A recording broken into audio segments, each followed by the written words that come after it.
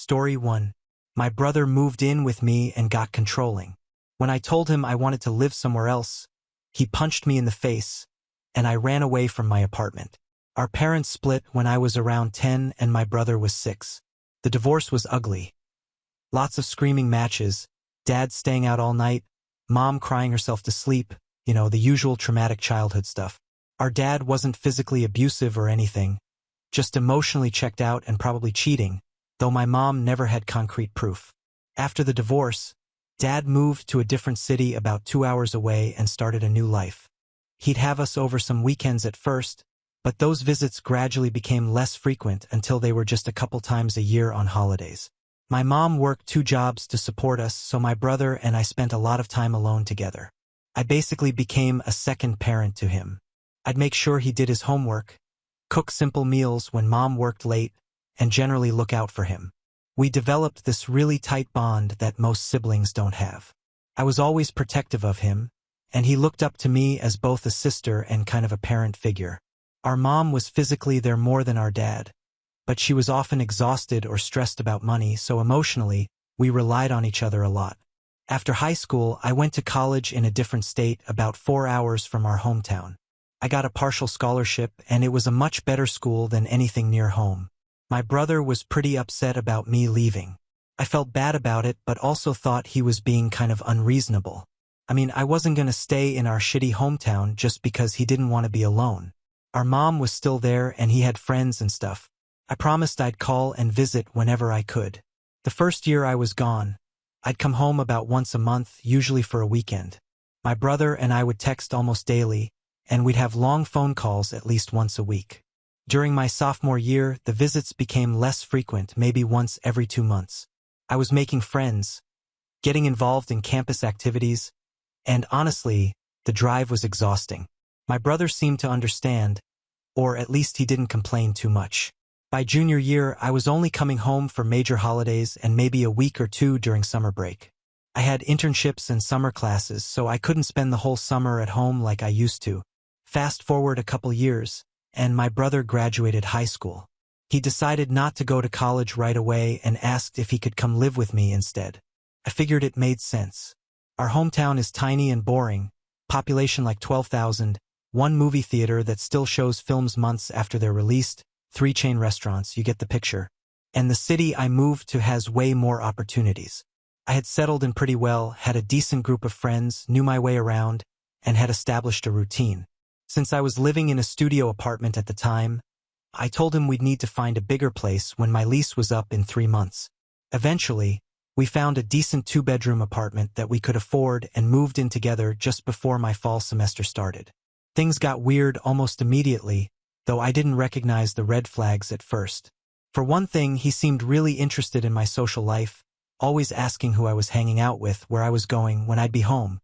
I initially thought it was just him trying to make friends through me since he was new to the city. I invited him to hang out with my friends a few times, but he always seemed uncomfortable and would barely talk, then would complain later that they were fake or annoying or whatever. One day, he found out I had been casually dating some guys and completely lost his shit. He acted all hurt that I hadn't told him about it, saying we were drifting apart so much that I wouldn't even tell him about my dating life. Then he asked me not to bring any guys over to our apartment. When I asked why, he just said it made him uncomfortable. I told him I could respect that while I was just casually dating, but if I got into a relationship, I would definitely want to bring my boyfriend over. He just said, "We'll cross that bridge when we come to it," whatever that means. I tried to explain to him that this was a pretty unreasonable request. Like, we're both adults paying rent for this place, why shouldn't I be able to have guests over? He kept insisting it was different because they were guys I was dating, not just friends. When I pressed him for an actual reason, he'd get all vague and say stuff like, "I just don't like the idea of it," or, "I shouldn't have to explain why it makes me uncomfortable." I eventually dropped it since I wasn't seriously dating anyone at the time anyway. For a while, things were okay.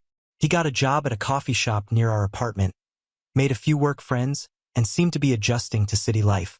We'd have dinner together most nights and watch movies or play video games. It felt almost like when we were kids, and I started thinking maybe I had overreacted about the whole dating thing. Then, about 4 months after he moved in, I started dating this guy from one of my classes. His name was Jake, and he was actually a pretty decent guy. We hit it off right away, and after a few weeks of dating, I wanted to bring him over to my place. I hadn't told Jake why we always hung out at his place instead of mine, and thankfully he never asked, but I decided it was time to talk to my brother about it. We got into this massive screaming match where my brother basically said college guys only want sex and I should be focusing on school. I couldn't believe this was happening. I reminded him I'm a grown adult and can make my own decisions. I pointed out that I had maintained a 3.8 GPA while still having a social life, so clearly I was capable of balancing things. He countered by saying he pays half the rent and should have a say in what happens in his home. He also made some snide comments about how Jake was probably sleeping with other girls and that I was being naive. The fight got so heated that at one point I thought he might actually break something. He was pacing around, clenching and unclenching his fists, his face all red. I'd never seen him that angry before. Scared me a little, but I stood my ground. We eventually compromised that Jake could come over but couldn't stay overnight. I told him this would work for now, but we'd need to revisit it later. Again with the "we'll cross that bridge when we come to it" crap. Things were tense for a few days after that. We barely spoke to each other, just passing in the hallway with brief nods. Eventually, we sort of fell back into our routine, but there was definitely an undercurrent of tension. I did bring Jake over a few times, and my brother was coldly polite to him, nothing more. He'd usually make some excuse to go to his room or leave the apartment entirely when Jake was there. After having this same stupid argument like 3 times over the next couple months because God forbid Jake stay past 11 p.m. or put his arm around me while we were watching TV, I told my brother that if he couldn't stop being weird about this, I wasn't going to renew our lease when it came up in 4 months. He apologized a bunch but kept insisting he was right.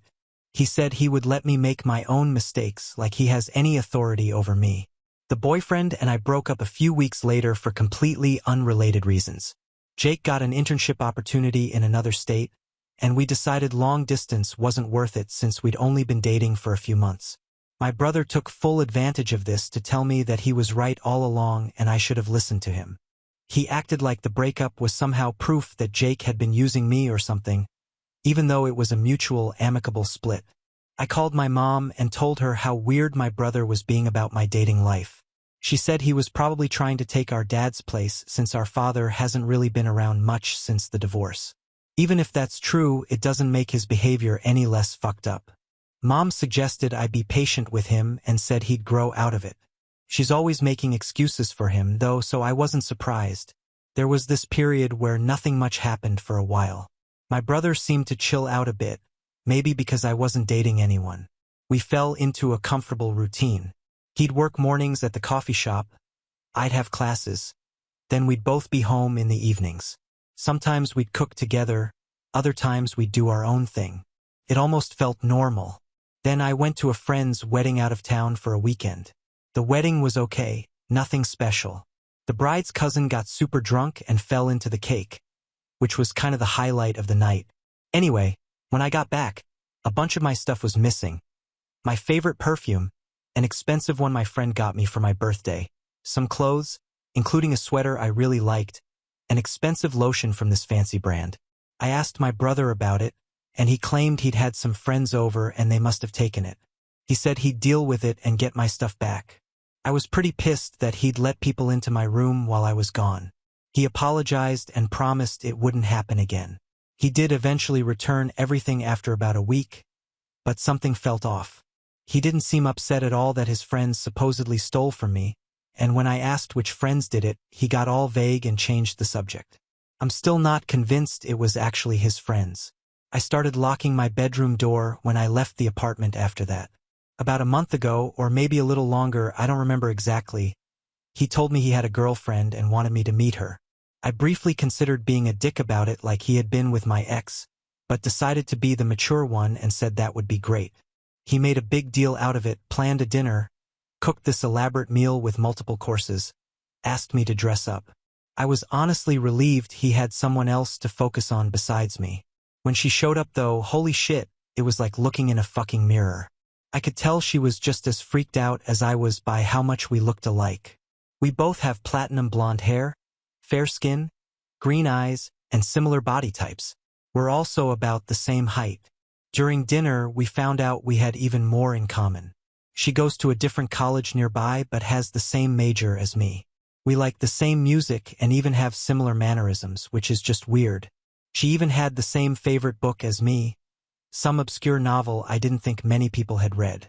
The whole thing was unsettling. My brother seemed completely oblivious to the similarities, or at least pretended to be. He kept talking about how unique and special she was while I sat there trying not to show how creeped out I felt. She seemed nice enough, but I could tell she was uncomfortable too. She kept giving me these looks like, "Are you seeing this?" Whenever my brother wasn't paying attention. After she left, I asked my brother if he noticed how much she and I look alike. He rolled his eyes and told me I was being weird. Whatever. He brings her over all the time now, and they make out on the couch in the living room. When I asked if they could take it to his bedroom, he accused me of being jealous that he wasn't making out with me. What the actual fuck?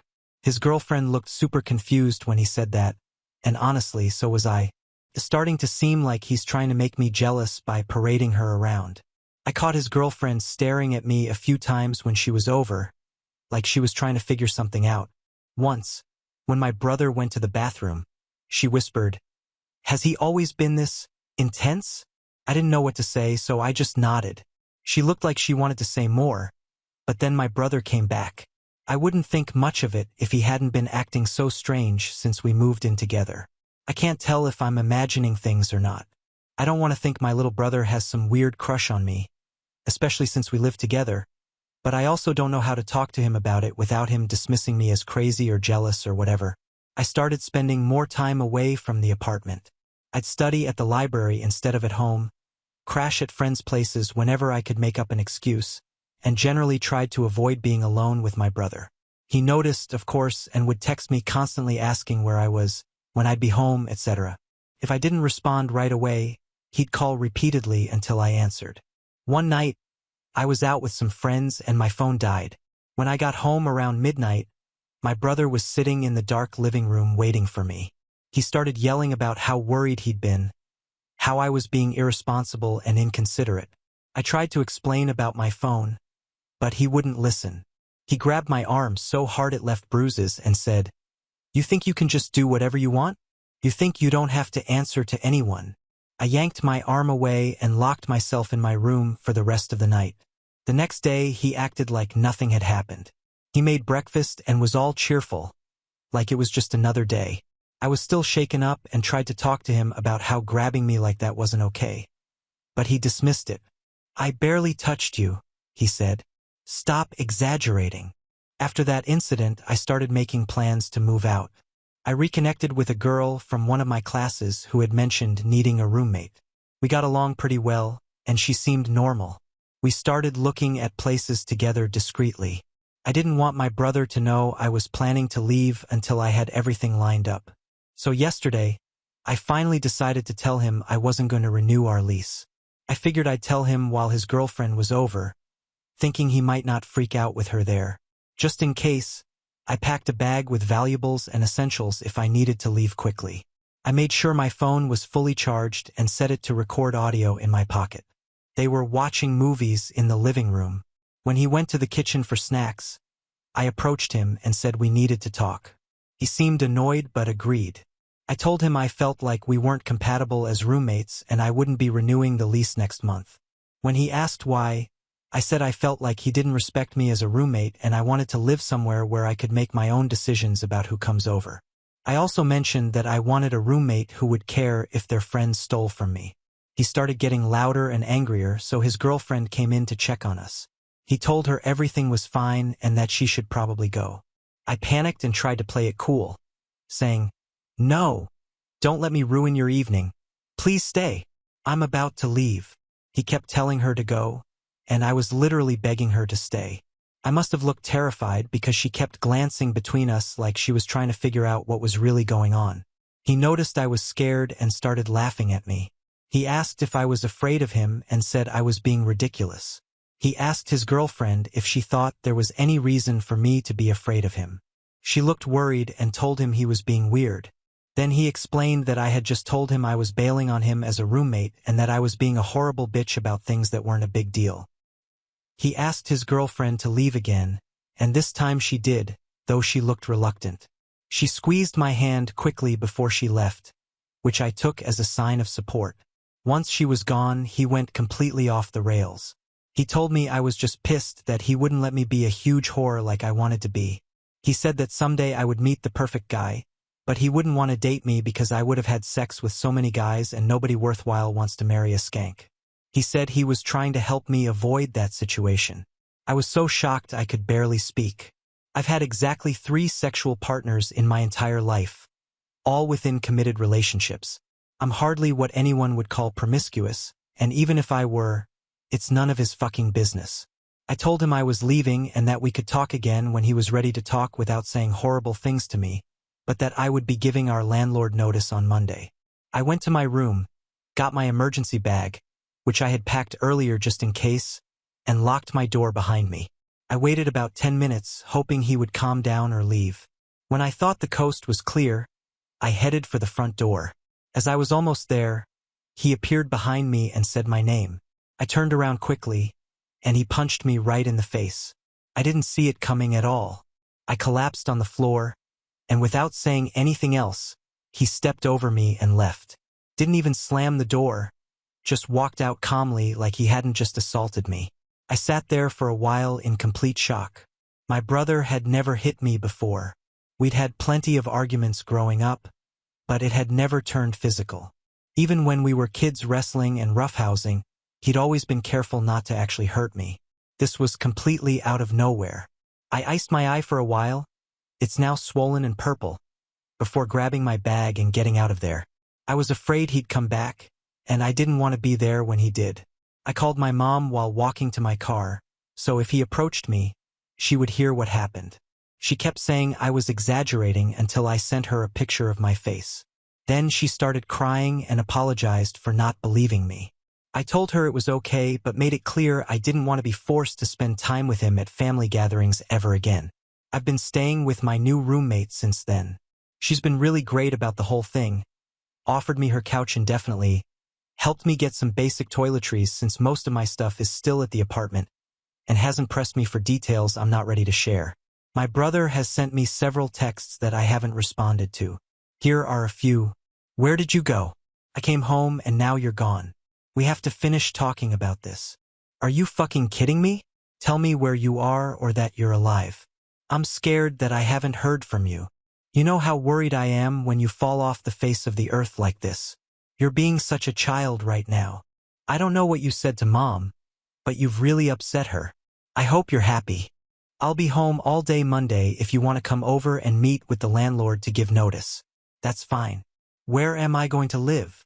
His girlfriend even texted me once saying how worried he is about me. Yeah, right. I don't know if he put her up to it or if she genuinely believes he's concerned. I kind of want to tell her what happened, but I'm also afraid of getting her involved in this mess. I'm really nervous about tomorrow. I haven't told him whether I'll meet him with the landlord. My new roommate said she'll come with me and suggested I not wear any makeup so he can see what he did to my face. I don't know what to do. Edit.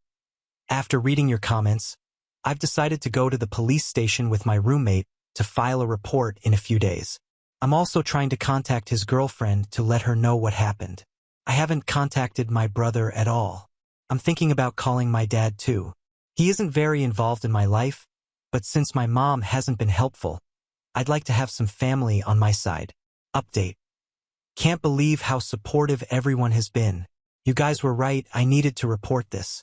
Last night, my roommate and I went to the police station and filed a report. I told them everything weird that's happened with my brother this past year. I mentioned that his girlfriend witnessed our argument and showed them my text conversation with my mom. I also played them the audio recording I had made during our confrontation. They took pictures of my face, which looks worse now than in the photo I sent my mom. It's turned this nasty yellowish purple color, and the swelling has spread. I was nervous and overwhelmed, so I didn't ask many questions. It was my first time ever filing a police report, and the whole process was intimidating. They gave me a copy of the report and said a detective would call me today. I don't know if they're going to arrest him or what. I feel stupid for not asking such a basic question, but they didn't volunteer that information either. They did offer to escort me to the apartment to get my belongings if needed, which I might take them up on later this week once I figure out where I'm going to store everything. His girlfriend called while I was at the police station. I texted her afterward, and we spoke on the phone. I told her what happened after she left, and she kept apologizing. I assured her it wasn't her fault and asked if he had ever done anything similar to her. She said no, and I hope she was being honest. I didn't mention going to the police, just said I wanted her to know for her own safety. She thanked me and apologized more. She didn't say what she plans to do, but I told her I'd check in to make sure she's okay. She did tell me something interesting though. Apparently when they first started dating, my brother showed her pictures of me and talked about me constantly. She said it made her uncomfortable how much he seemed to idolize me, but she thought it was just because we were close siblings. She also confirmed what I suspected, that she had noticed the physical similarities between us and found it weird. She said once when they were shopping, he picked out clothes for her that she later saw were identical to items I owned. Creepy. This morning I called my dad. We haven't talked since Father's Day. He's remarried with younger kids and typically ignores us in favor of his new family. I wasn't expecting much sympathy, but he surprised me. He said based on my brother's childhood behavior, apparently he had violent tendencies at school around the time of the divorce, which no one ever told me about. The whole thing didn't shock him. Dad said there had been incidents where my brother had hurt other kids and even killed a neighbor's cat once, but Mom had always covered for him and minimized the behavior. Dad admitted he should have fought harder for custody or at least stayed more involved in our lives, and I could tell he felt guilty. Dad's pretty well off and offered to get me a lawyer. He advised meeting with one regardless to get professional advice on next steps. I accepted his offer, and I'm meeting with a lawyer tomorrow after work. My brother can't afford a lawyer, and my mom can't help him financially, so this gives me an advantage. Dad also offered to help me financially if I need to break the lease and find a new place immediately. I'm considering it. Thank you all for pushing me to go to the police. I still haven't contacted my brother and won't until after meeting with the lawyer. My mom has texted asking why I haven't been in touch with my brother. I haven't responded to those either. She also called a few times, but I let it go to voicemail. In her messages, she keeps saying things like, "He's your brother and family is family, and you two need to work this out." It's like she's completely ignoring the fact that he punched me in the face. Not sure what's next, but I'll update if anything significant happens. Right now, I'm just trying to process everything and figure out what a normal brother-sister relationship is supposed to look like, because apparently I have no idea.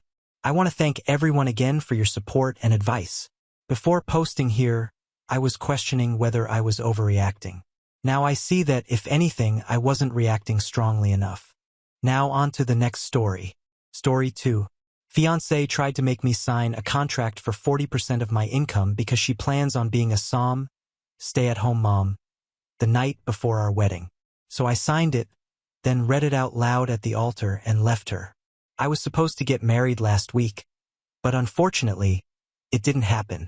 I pulled off a pretty gutsy stunt in front of all my friends and family, and now my ex-fiancé's family and my own family are both extremely upset with me. For context, my fiancé, Chelsea, 26F, and I, 28M, had been together for the past 3 years. We met through friends, and even though we knew that we were very different from each other, we hit it off, and after dating for a year, she moved in with me as well. We were getting serious, and eventually we had a talk about our future. We decided that we were sure about each other. We agreed that we wanted to marry each other and start a family before 30. She also made it known to me that after having kids, she didn't want to work anymore. She wanted to devote her time to her children and would be a stay-at-home mom. I was completely fine with that because I work in a tech company. I make good money, so I believe that I would be able to support my family. Chelsea was not going to quit her job until we had our first kid, so I had assumed that since she would be working until then, we would also have saved enough money together. This is why I don't understand why she came up with some stupid contract, which she wanted me to sign and agree that I would give up 40% of my income every month and transfer it to her account so her future would be secure. As if the contract was not bad enough, she decided to spring it on me about a day before the wedding, knowing that I wouldn't be able to do anything at the time. It was just the way she had been so sneaky about everything that ticked me off. Because I had proposed to her almost 10 months back. She had almost a year to tell me about her plans. We could have discussed this, I could have spoken to her, and we could have come to a common ground, but instead, she tried to deceive me. The day before the wedding, my mother-in-law, Donna, decided to visit me in the evening with the contract. After she showed the legal document to me and explained it all, I couldn't believe it. I thought that it was Donna trying to pull a fast one on me, so I decided to go speak to Chelsea about it in person. Donna and I went to her room to settle this, and that's when Chelsea told me that this had actually been her idea, and my world came crashing down around me. She told me that she had been thinking about this for a couple of months leading up to the wedding, and because this was kind of sensitive, she couldn't think of an appropriate way to bring this up. But now, apparently, before she committed to the wedding, she wanted me to sign this contract of hers so she would have some sort of financial security. I was obviously very upset. I tried to reason with her because it was literally the day before the wedding, and I couldn't think of any other way to deal with the situation. I tried to tell her that 40% of my income is a lot of money, and since she wouldn't even be quitting her job until she had her first child, I couldn't understand why she needed this so quickly. I also couldn't understand why she had drawn up legal paperwork for something like this because it just made me feel like she didn't trust me. We had an argument. She told me that I was reading too much into this, and I was upset with her because she had been very sneaky about this whole thing. After a while, she put her foot down, and she told me that she was not getting married if I did not sign the contract, and that was it. So, in the heat of the moment, I decided to just put on an act, and I smiled and signed the contract, and then I left and went back to my room without another word. But I was obviously not done with it.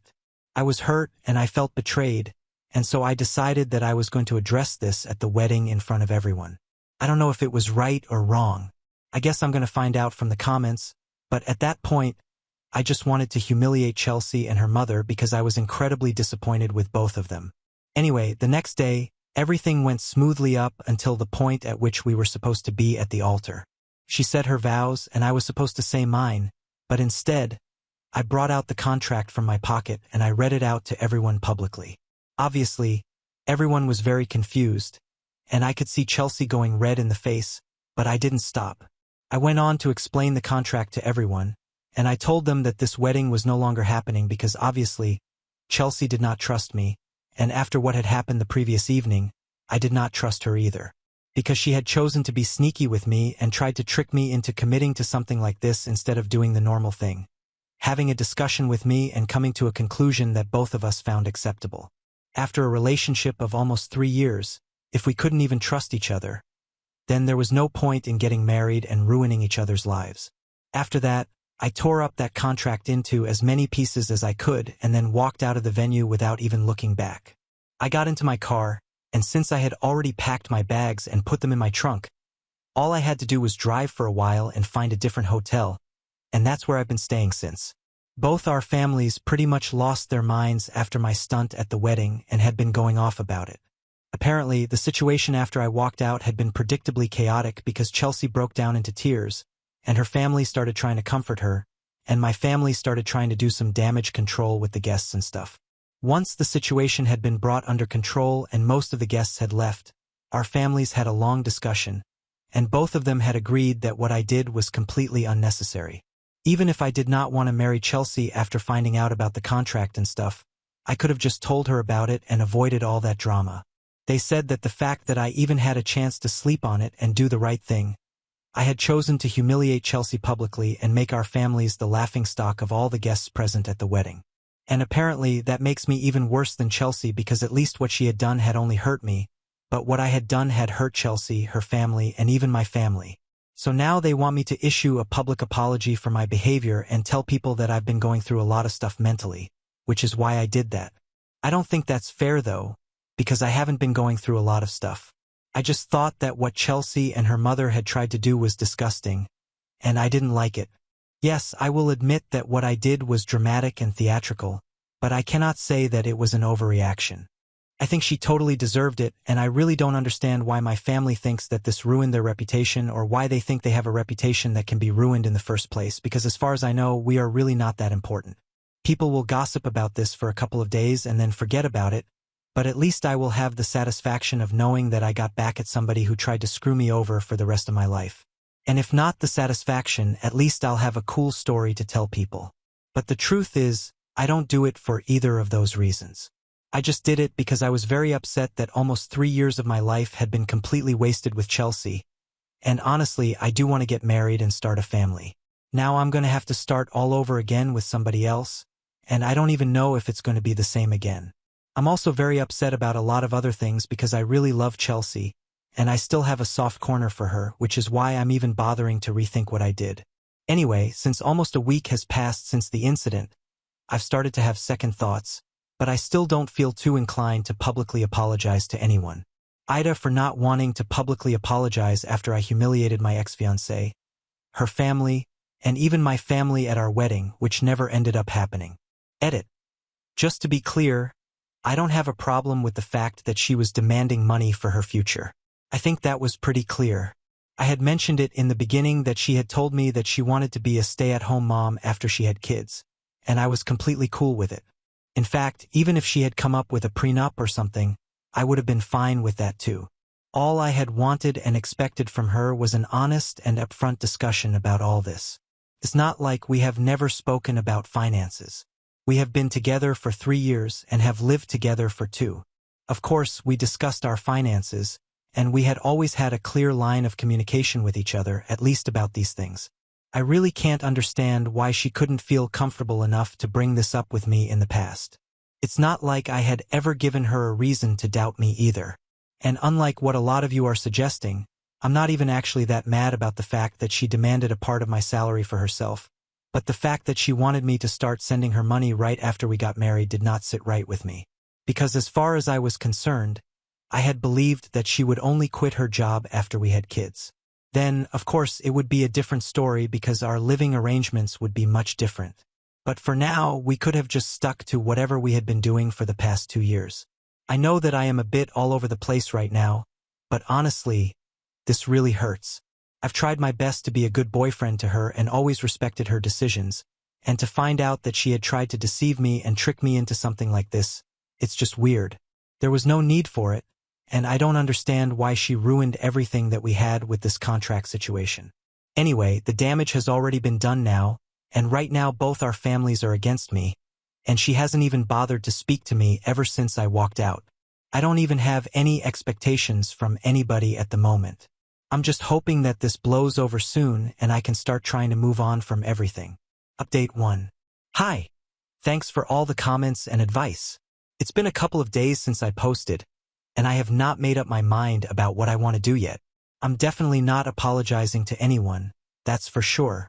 I haven't spoken to Chelsea or her family because I really don't think that I owe them an answer. I'm not married to Chelsea, they are not going to be my in-laws anymore, and as far as I'm concerned, we are done. I don't think there is any chance of us ever patching up again, so we are over for good, and that just leaves my family to deal with. So that's the only thing I cared about. I had been ignoring them for the last couple of days because I didn't know what to say to them. But then yesterday I finally spoke to my parents. I wanted to speak to them in person, but they couldn't make the trip, so we had to have the conversation on FaceTime. I explained my situation to them, and while talking to them, I actually ended up finally crying about it. I've been holding back my feelings for the last week ever since the incident took place, and I guess that finally made them realize how I was, and they started trying to comfort me. They finally started to try and understand where I was coming from instead of constantly attacking me, telling me that I had ruined their reputation and all that. I talked about my feelings to them, and I told them that I knew for a fact what I had done, maybe it was unnecessary, but at least I got the satisfaction of knowing that at least I had done something. I hadn't let her walk all over me, and even if it was petty, I needed that. I didn't care what other people thought of me. It only mattered what the people I cared about thought. I hadn't spoken to any of my friends, but I knew that they were with me on this one, thanks to all the supportive messages and emails that they had left for me. So that only left my parents. I told them that I really needed them to be by my side because I was going through something really difficult, and I even told them that I could understand where they were coming from as well as why they were concerned about our family's reputation, but I also explained that we are not exactly public figures. People are going to gossip about this for a while, but then they're gonna move on to the next big thing. Being afraid of people gossiping about us is no reason for them to be fighting with me, especially when I need them the most, and when they finally understood that, we were able to clear the air. TLDR.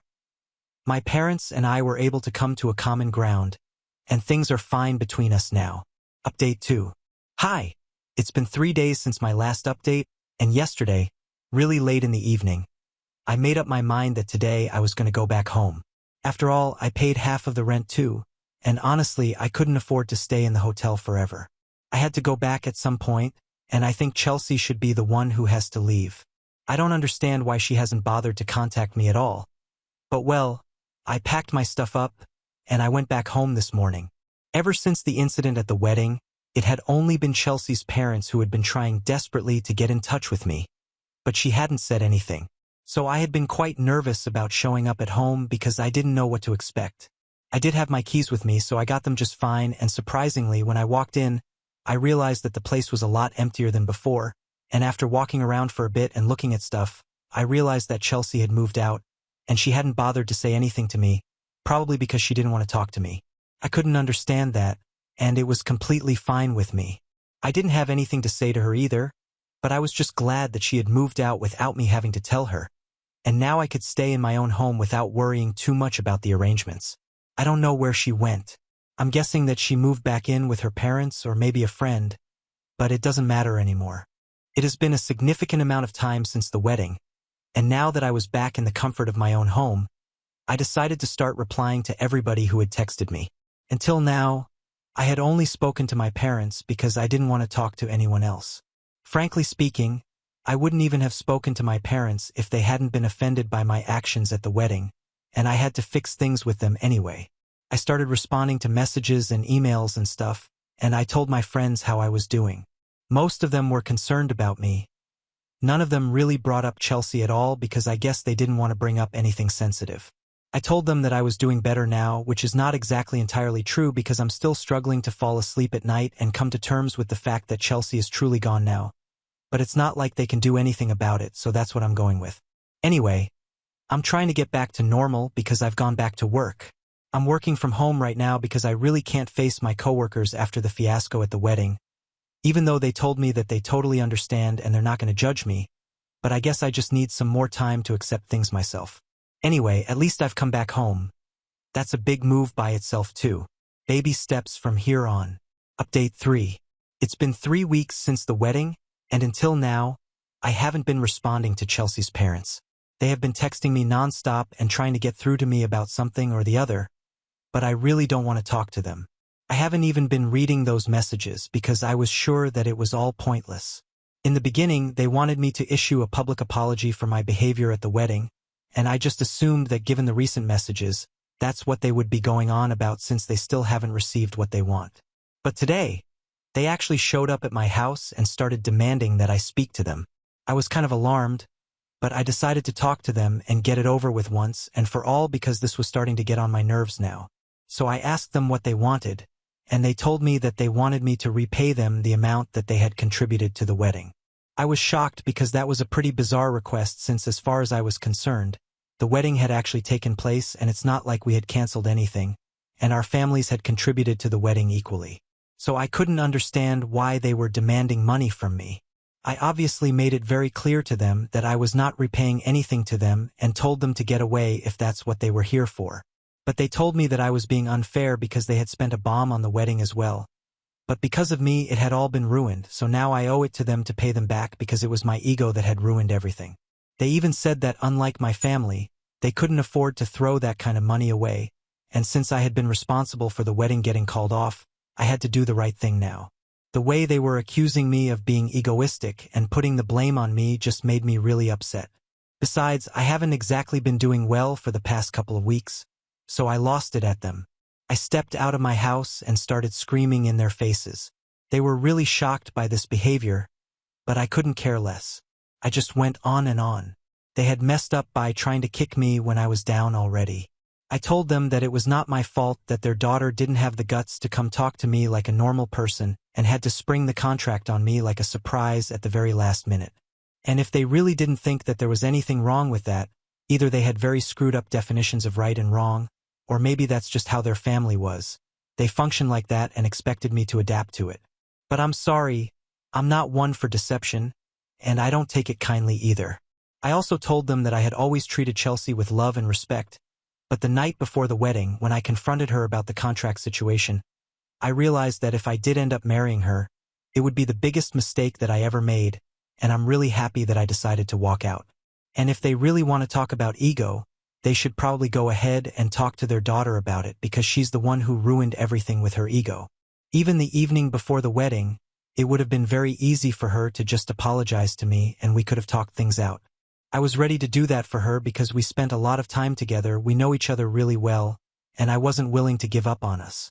But clearly, she was willing to do so because she had clearly said that if I did not sign the contract and get married to her on her terms, then she would not get married at all. So naturally, it was clear that her ego was more important to her than getting married to her fiancé. She's the one who ruined everything, and Donna was the one who stood by her every step of the way. As for the money, I didn't even owe them a penny because it had been their choice to contribute to the wedding expenses. Nobody had talked them into agreeing to it or forced them to do so. So to ask me to repay them and bring my family and stuff was completely unnecessary.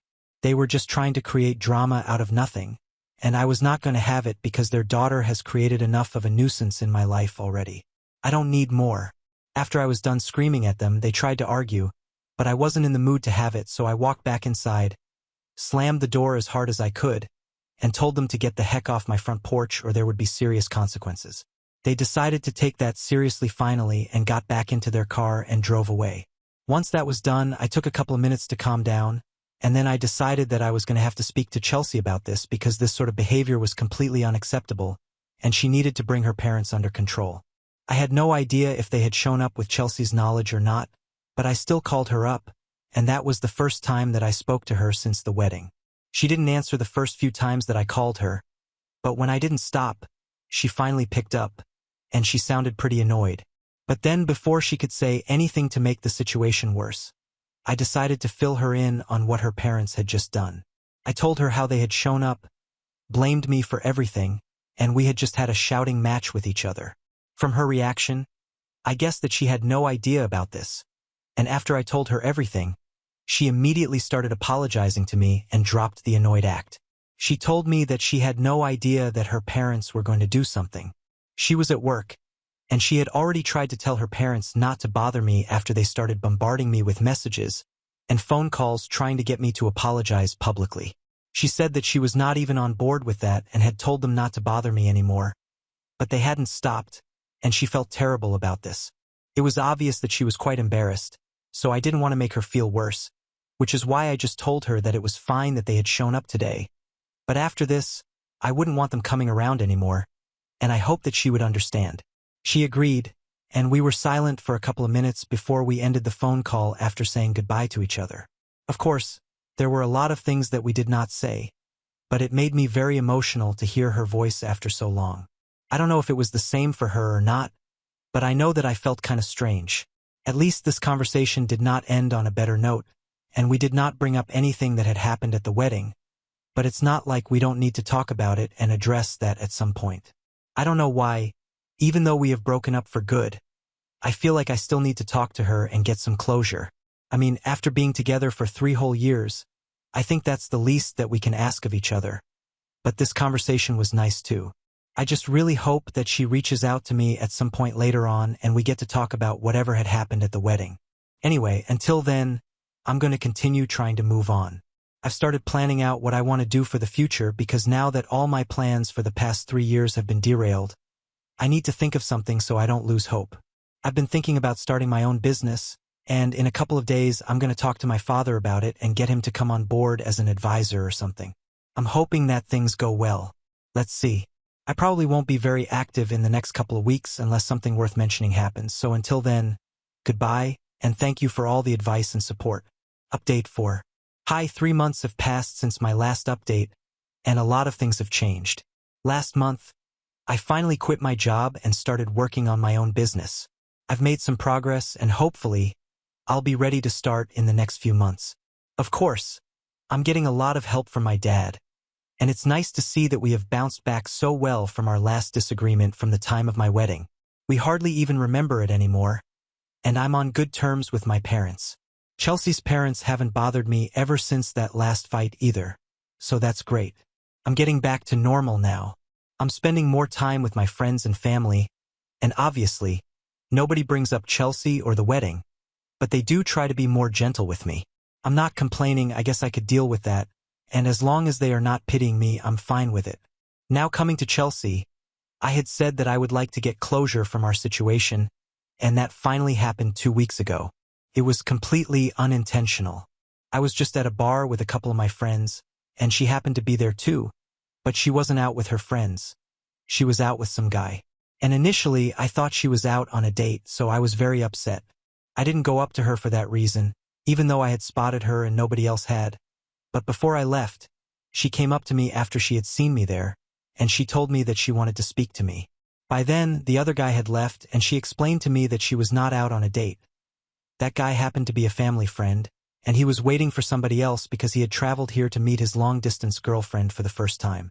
She was just with him for company. I felt much better after that explanation, and it also made me realize that I still had feelings for her somewhere deep down. But I'm not going back. Don't worry about that. I don't think she wants to come back either, so we are on the same page regarding that. She just wanted me to know that she was not out on any dates because she didn't want me to get the wrong idea and think that she was already going out with other people when it had only been 3 months since our wedding got called off. Anyway, we spoke to each other privately in a different part of the bar for a while, and my friends waited for me because, of course, this was important. We talked about the wedding.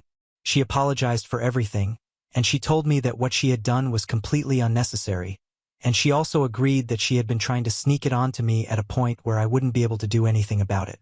She acknowledged that she had been wrong and she could have dealt with the situation better, especially given the fact that we had always been open and honest with each other when we were together, and I had always been respectful of what she had wanted. She ended up crying a bit, and I got very emotional, but at least we got everything out of the way. We parted ways as not friends, but at least not enemies, if that makes sense. I guess this was the closure I needed, so I'm fine with stuff now, and I'm ready to start a new chapter without the baggage of my past. Now on to the next story. Story 3. Dad's friend has been treating me like a child since I was 18. Tells everyone I'm too young to be a mom, and told me to give up my baby years ago. My dad met Harold through mutual friends, and they hit it off. I was 18 and in college when I met him, and we never had a close relationship. However, he always seemed to think of himself as a family friend and was extremely infantilizing and condescending towards me. Every time I saw him, I tried to tell myself it wasn't that bad, only for him to prove me wrong less than a minute later. Harold would disrespect my boundaries, say things like, "You're not 19, you're a baby," while I was talking to other people, and patronize my education or my hobbies whenever he had the chance. He always noticed that annoyed me, to which he'd playfully ask if I hated him. I always said no, but only for my father's sake. The final straw came the day Harold interrupted a barbecue to say, "I really like you, even though you're an impolite brat." I was 20 years old. I'd been quiet all day, working on a paper during the barbecue, but replied patiently and politely whenever anyone addressed me. And even if that hadn't been the case, I knew he didn't have the right to talk to me like that. After that, I started making an effort to avoid any events I knew he'd be attending. Yesterday was my father's girlfriend's birthday. They threw a small lunch party at my dad's apartment. I went there with my fiancée and our 6-month-old son. Harold was there. I hadn't seen him in months, but he still talked to me as if I was a dumb child. Never mind that I'm engaged, a mother, and 26 years old. I spent the whole party ignoring his helpful advice about me being too young to get married or be a mom. It helped that most of the other guests seemed to disagree with him. My baby spent most of the afternoon sleeping. There's a bassinet in my old room. He woke up hungry, so I went to breastfeed him and excused myself from the party for a while. I got back to jokes and comments, all from Harold, about how I was probably struggling if my son was managing to leech me away for so long. He went on to interrupt a conversation I was having with another of my dad's friends to question pretty much everything about my parenting. He doesn't even have custody of his daughter, by the way, and to make more comments about my age. I decided I couldn't take it anymore after he asked if I'd thought about giving my baby up for adoption. I got my son and told my fiancé we were leaving. We said goodbye to everyone except Harold. When we got to the door, Harold came to ask why we were leaving. I tried to make up an excuse, but he kept trying to make us stay. After a small back and forth, he jokingly asked if I hated him, and this time I said, "Yes, I do. Can we go now?" He didn't say anything, and we left. On the way home, my fiancé said he was proud of me. My father called this morning to say the opposite, and we had a small fight but ultimately decided to drop the subject. I'm sure this isn't over, but if it keeps going, it won't be because of me. This is far from my proudest moment, and a small part of me regrets it, but I'm done with that guy. Edit. Jesus Christ Superstar. That's a lot of comments. To answer some common questions. I don't think Harold is in love with me. Harold didn't tell me to give up my son. He asked if I'd thought of doing so when I got pregnant. It was still an awful question, especially since he interrupted a conversation I was having with someone else, my dad's girlfriend's pregnant friend, who was asking about my own pregnancy and delivery, to ask it. I don't like making a big deal out of things unless necessary. If I'm uncomfortable, I leave. If I don't like someone, I avoid them. It's usually less stressful. The fight between me and my father ended when I told him about the adoption comment. I don't think he gets that's not the only reason I left, but it was definitely what broke the camel's back. I really don't need my father to stop being friends with Harold. He's a grown man capable of making his own crappy decisions. I never told my dad I hated Harold because I never thought I had to like him in the first place. He's my father's friend, not mine, and I've been distancing myself from Harold since I was 20, meaning I haven't seen him much in the last 6 years. My fiancé was on the other side of the room and wasn't listening to Harold's comments. I filled him in when we got to the car. He's 100% on my side. Update 1. Hey guys, I wasn't going to write an update, but I just got some free time, and I figured I'd fill you in. I'll start by addressing the very frequent assumption that Harold has feelings for me. I really don't think that's the case. His comments always came out as annoying and condescending, but never sexual. But I will say that your comments scared the out of me, and the fact that the general consensus was Harold was weirdly heartwarming. I also want to add that while I did regret what I said a little bit, I never doubted I'd done the right thing. I think most of my regret came from the fact that my 8 years of keeping the peace were over. Took some time for the relief to sink in, truth be told. I've been wanting to do this since the barbecue incident, which was when I went from, "I don't like that guy," to, "I can't stand that guy." My father called Harold the day after I made my previous post.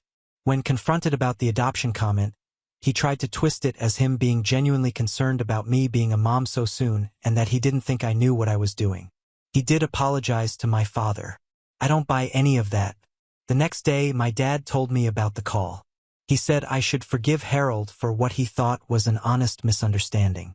He also told me I should apologize too since I'd overreacted by telling Harold I hated him for such a small reason. Many of Harold's past comments were made with my father close by. It often happened in the middle of conversations with other people, so he'd be too distracted to register them. He also wouldn't notice them most of the time. My dad doesn't pay enough attention to anything that doesn't either concern or anger him, and he'll most likely forget it until he gets angry at something else later. Anyway, he's like a meth-head goldfish. We also have different definitions of what's offensive, so he'd never think they were a big deal. I told my father I wasn't exaggerating when I said I hated Harold, and that the adoption comment was far from being the only reason. I listed most of the condescending treatment and comments I could remember, including the ones from the party. He didn't remember any of them. I made it very clear that I'd hated Harold for years prior to the party, and that I had nothing to apologize for. I then stated that I'm no longer coming to any events Harold is invited to. My father doesn't need to stop being friends with him or even stop inviting him to stuff, but he can no longer expect me to show up as well. I will ask him beforehand, and if he lies, I'll leave. My father called me dramatic, but I pointed out that I've been avoiding Harold for 6 years now, and no one even noticed, so it clearly wasn't a problem. I've only seen him a handful of times since the barbecue incident and only twice for more than a few minutes. The lunch party last week and another party back when I was pregnant. clearly didn't ruin my father's life. I'm not obliged to like his friends any more than he is to like mine. There was some back and forth, but he agreed to my terms. We spoke yesterday about something else, and he mentioned Harold was upset. I ignored that. I'm not going and see with my father. Yes, I'm very well aware he's an a-hole, and I came really close to cutting ties with him in the last few years, but I ultimately decided it wouldn't really fix anything. Maintaining my relationship with him has gotten a lot easier since I moved out, as we only see each other a couple times a month. He gets frustrated that I don't call or text much, but doesn't complain about it anymore.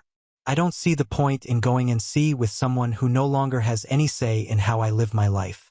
I'd rather just take note of what my father did wrong when I was growing up and then make sure to raise my own kid differently. He's on thin ice though, and has been for some time. He's not allowed to babysit, mostly because I don't trust him to spend more than an hour alone with a baby without falling asleep on the couch. I began pushing for him to start doing therapy back when I got pregnant, and he finally got started back in June. His behavior around me and my younger sister, who still lives between our very divorced parents, has improved a lot since, and I've made it clear to him that he won't be allowed near my son if he stops attending. This is the first time in my life my father has improved his behavior. It's hard to be hopeful, but I'm trying. And if I ever do go and see with my father, it won't be because of Harold. So that's it. Overall, I'm glad I don't have to deceive anyone anymore. My relationship with my father is rocky, but I won't dwell on it. My main responsibilities are my son, my fiancé, and my job, and that's not changing anytime soon. Update 2. September 11th, 2024. Hey guys. Wow. I can't believe it's been over a year since I last posted about this. I planned on updating some time ago. These past few months, I've been caught up in raising a toddler, getting married, yay, working like crazy, and rewatching Supernatural. Needless to say, I've been busy. Openly avoiding Harold has been working pretty well. My father has been respecting my boundaries. Whenever he invites me and my husband over for lunch or dinner, I ask who else will be there. If Harold's coming, he tells me. He hasn't lied so far and doesn't usually insist when I tell him I'm not coming. Since my last post, I've only seen Harold once, at my dad's birthday party a few months ago. Yes, I knew he'd be there. My father promised he'd tell him not to talk to me. Also, some of my father's friends' kids, most of whom I used to babysit, would be there. I hadn't seen them in a while, and I love them more than I hate Harold. I ended up spending most of the party with my son and the kids. Harold didn't talk to me at all, so I guess my father was true to his word. My husband and I did catch him staring at us a couple times, but I decided to ignore it. I caught my husband staring back once, and the walking marshmallow I married actually managed to look threatening. I love this man. You know who did talk to me? Harold's girlfriend. Yes, he has one now. She interacted with me twice. First, she came over to coo over my son before making a comment about how he needed a haircut. Haha, I already hate you. Later, she approached me and said, "You're shy, aren't you?" I said no. She laughed and said, "Yeah, you're shy." She said all that in the same tone one would use to talk to a 6-year-old. I managed to keep my expression schooled. Otherwise, I would have told her, "I'm not shy. I just chose to spend the whole party with the kids because they're better company than her and her annoying-ass boyfriend." So yeah, based on both my interactions with her, Harold's girlfriend is insufferable. In other words, they're perfect for each other. I don't have much else to add. My father broke up with the woman he was dating last year, long story, and has a new girlfriend. She is not annoying or psychotic, and I actually really like her. They won't last a year. My relationship with my father is still not perfect, by the way, but it has improved. He's actually started apologizing to me a lot more often. I don't know whether it's the therapy or the fact that motherhood has apparently made me terrifying, but I'll take it and I'll give credit where it's due. He's a very good grandfather. I'm also glad my father is respecting this Harold boundary. I very much don't want this man in my life. Honestly, I'm pretty satisfied right now. My little boy is thriving. Part of me really misses the baby times, but I grow prouder and prouder every day. Getting to know my kid has been fantastic. Now on to the next story. Story 4. My brother flirted with my girlfriend at Christmas, so I cut him off. My parents chose him over me, saying they'd rather have the better son for their anniversary. Karma is a bit edgy. The Christmas incident. My brother, Kevin, 26M, and I, 30M, haven't been on speaking terms for the past 3 years. I don't think we'll ever be able to sort it out. Despite claiming they'd be on my side until Kevin apologized, they decided to invite Kevin to their anniversary party a few days ago. Kevin and I never used to get along as kids, and by the time we reached our teen years, we hated each other's guts. After we moved out, we started interacting less and were a little more civil, but we still didn't like one another. Then, 3 years ago, he did something unforgettable at our parents' Christmas party. I had brought my girlfriend at the time, Bella, along with me. We had been going strong for almost 4 years, and I had even told my parents to invite her parents because I intended to propose that night. Kevin knew how serious we were about each other because she had attended every family event with me ever since we had started dating. I don't think he knew that I intended to propose, but it doesn't matter. Even if I wasn't planning on that, he still had no business hitting on her and trying to convince her to leave me. I know you guys must be thinking that he and I are not on speaking terms anymore because he ended up actually convincing my girlfriend, but luckily my wife is not that stupid. Bella, my wife, told me about what Kevin had been trying to do literally minutes after it had happened. She told me that apparently, he had pulled her aside while I was busy speaking to some other relatives and told her that he would treat her way better than I ever could, and all she needed to do was say yes or give him a hint. It had really creeped her out. After I heard about what had happened, I decided to confront Kevin immediately. I didn't care that there were a bunch of people at the party. All I wanted to do was get this rage out of my system. So I confronted him and it ended in a huge fight. It had come as a bit of a shock to me, if I'm being honest, because we had been civil with each other until that point, so he had no reason to go out of his way and ruin things. Even after I had confronted him, he kept insisting that he hadn't done anything wrong because he really liked Bella and her vibe, and he thought that she could do way better than me. After a point, the argument got so heated that I ended up getting all up in his face, and we had to be pulled back because the fight was going to get physical if we hadn't been pulled apart. That was the incident that was the last straw, and I told my parents that I was not going to be interacting with him anymore. If he was invited to any events, I would not be attending. It was as simple as that for me because not only had he insulted me, he had also made my wife uncomfortable, and that was unacceptable. Parents' anniversary party. Since then, my parents and most of my immediate family who had witnessed our huge fight that day decided to cut him off because everyone knew that he was wrong here. A few months ago, though, my parents told me that he had reached out to them and a couple of other immediate family members as well, and told them that he was really sorry about everything. Apparently, my parents and these other people had decided to forgive him and give him another chance to show that he had changed as a person. The funny thing is that the person he had actually messed with is the only person who did not receive an apology. Me.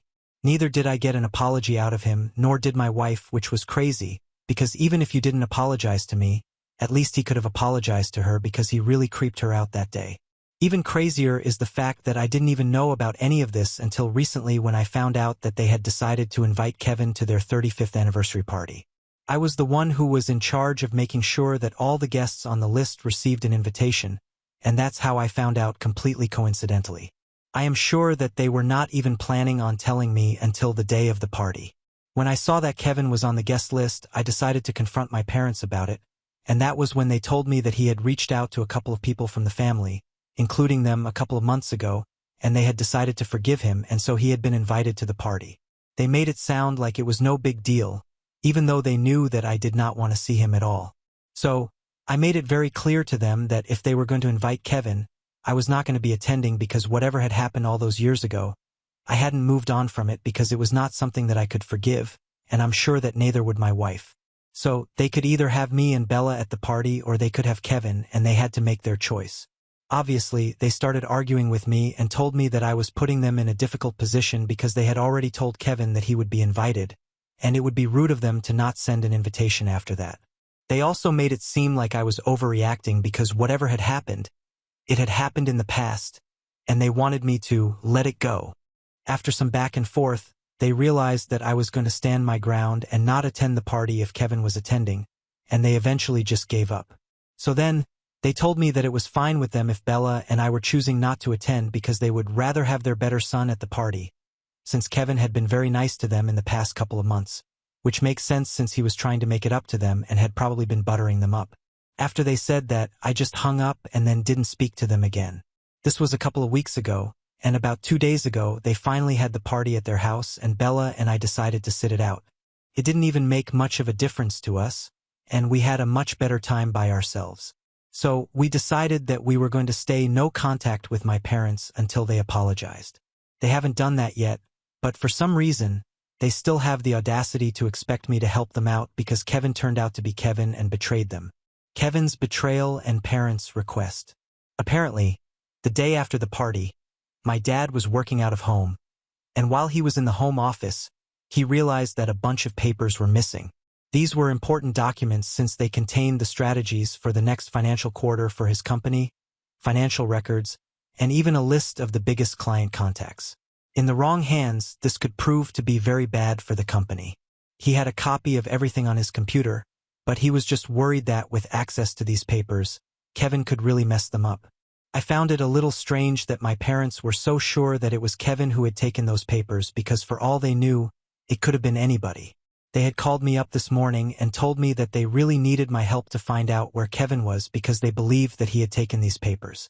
When I asked them how they could be so sure, they told me that Kevin had left his business card on the desk, probably so that our dad would know exactly what had happened.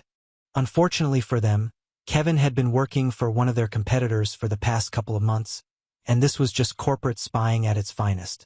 They had no idea because Kevin is their son, so naturally, they didn't feel the need to conduct any background checks. Whenever they had asked about what he had been up to career-wise, he had just told them that he was in between jobs, and then he would change the topic, so they had no idea exactly where he had been employed. Now that he had run off with those documents, they needed my help to track him down because they had been trying to contact him but hadn't received any word. My dad was getting really worried because if these papers had been stolen and fell into the wrong hands, which they inevitably would, there was a high chance that the board might just fire him from his own company. I couldn't understand why they hadn't reported it to the cops, because since this was stealing, I'm sure that they would press charges against him. But my mom told me that she didn't want to go to the cops with this because she didn't want Kevin to get into too much trouble. She just wanted to speak to him and get those documents back. I couldn't understand why they were reaching out to me of all people, because I was the least likely person who would be able to help them out since I did not get along with Kevin. So, I told them that it was really sad whatever had happened to them, but they had better speak to the cops rather than wasting their time speaking to me. I didn't think I would be able to help them out, but then my mom told me that I was the only person who would be able to help them out because of my line of work. For context, I work in cybersecurity as a tester, so I'm what you guys call an ethical hacker. The most important part of my job is the ethical bit, which means that I'm not going to do anything that is actually a cybercrime. It's literally what I work against. So when my mother suggested that I could maybe hack into his account, find out where he was, and get him to talk to them, I found it pretty insulting and outrageous. It was not just because they were trying to take advantage of my position and skills. It was also because I hadn't forgotten how they had insulted me by telling me that they would rather have their better son at the party than me. And now that their so-called better son had screwed them over, they needed my help. How convenient for them. I immediately went off on them and told them that I was not going to do anything to help them out because they had created the situation for themselves, and now they could either deal with it the right way, or they could get into trouble and let Kevin get away with whatever he had done. I thought I was being quite fair by telling them to go to the cops with this because Kevin had literally left his business card on the desk on purpose, and it was only because he knew that his parents were not going to do anything to get him into trouble. I thought that they were being fools by letting him get away with this, and yet they didn't seem to pay any heed to whatever I was telling them. When I realized that there was no point in talking to them because they were going to keep arguing with me, I just hung up. I was going to block them, but then they sent me a message saying that they were really desperate for my help and wanted me to talk to them. So, I decided to text back and tell them that I had already said whatever I had to say, but I was not going against my ethics and morals to help them out here.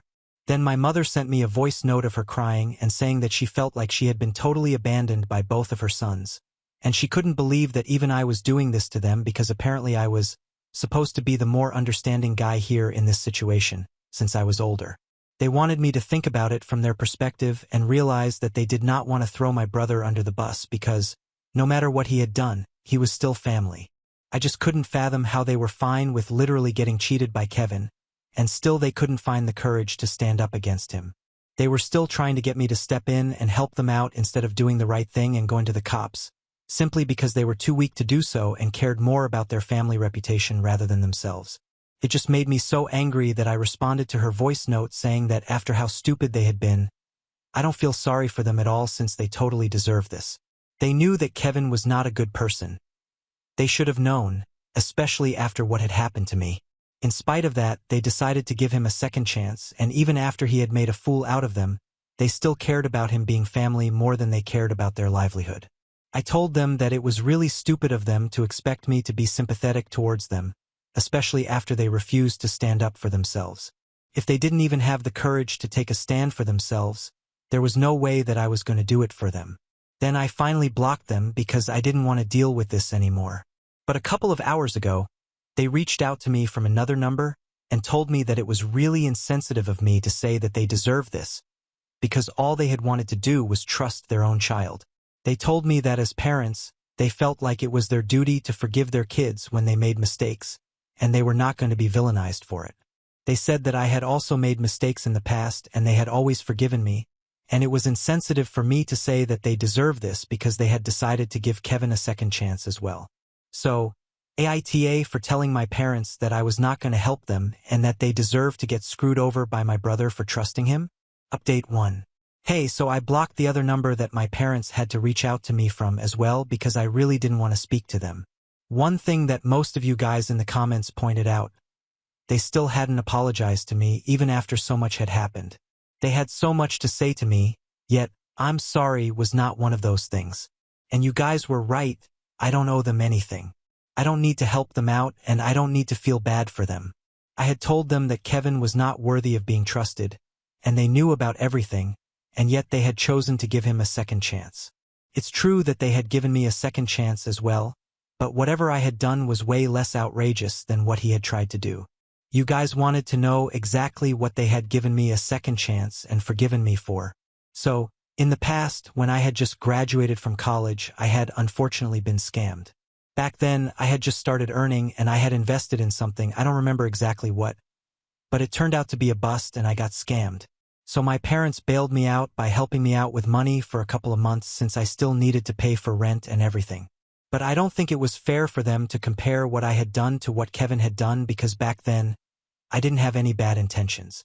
I just made a bad choice and it was unintentional. Obviously, I did not want to lose money. But what Kevin had done was completely different. He had chosen to hit on Bella when she was with me, knowing that it would not be good for any of us. He was not a good person, and it's not like my parents were unaware of it. In spite of that, he had been called the better son, just because he had been very kind to them for a couple of months and had been taking out a lot of time for them. Well, now they know why exactly he had been doing that. And in spite of that, they had not thought that it was important to apologize to me. They only wanted to guilt-trip me and force me to help them out. Well, that was not going to happen. My morals and principles matter to me more than anything else, especially in my line of work.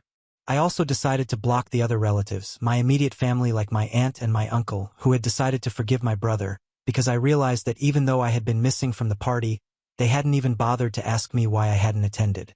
I don't mean to come off as entitled, but I would have definitely reached out to them if I had been in their place. But I guess this was eye-opening for me because I know my position in their life now, so I'm going to keep that in mind, and so I blocked them. Honestly, it's not that much of a big deal for me because I know that I have Bella by my side, so it doesn't really matter if I'm in touch with my family or not, because while I really liked these people in the past, I don't think it's more important than my own well-being or my mental health. And if they are being toxic, I don't need them in my life because for me, maintaining relationships and keeping the peace of the family is not more important than my own self. Bella has also told me that she's really glad that I decided to cut my parents off because she couldn't believe that they decided to side with Kevin even though they knew that she had felt really uncomfortable the day that he tried to hit on her, because he had literally pulled her aside and tried to speak to her in private about things like this even when she kept telling him that she didn't want to talk to him and she just wanted to go back to the Christmas party. He kept insisting that he was the better choice for her and for me. I don't think I would have forgiven him for something like that even if Bella had not been my wife. I don't think people should be treating any women like that. It's just weird and creepy. Moreover, my parents did not even realize that even though they had been apologized to, it was actually us who deserved that apology. I don't even know what they were thinking. They were probably just not thinking at all. Anyway, whatever the case is, Bella and I have decided that we are not going to have any contact with my family anymore because this is not worth it. Almost 4 days have passed since I last spoke with them, and since then, they have been blocked. They have not tried to reach out to me again after that, but I'm sure that they will. Even if it's not to ask for help, I'm sure they will come up with some reason to make me the bad guy and get on my nerves, so I'm mentally prepared for that, and I know what I have to do if that happens. Update 2. My parents reached out to me via email today, 3 days after my last update. So, I had been expecting them to bother me, but surprisingly, they decided to tell me that they were really sorry about everything. They told me that they had not been thinking straight that day because they were really panicked and nervous, and didn't know what to do. They didn't even have any idea how badly they had behaved with me since it was all just a blur for them. But they wanted to apologize for all of it because I did not deserve to be treated like that.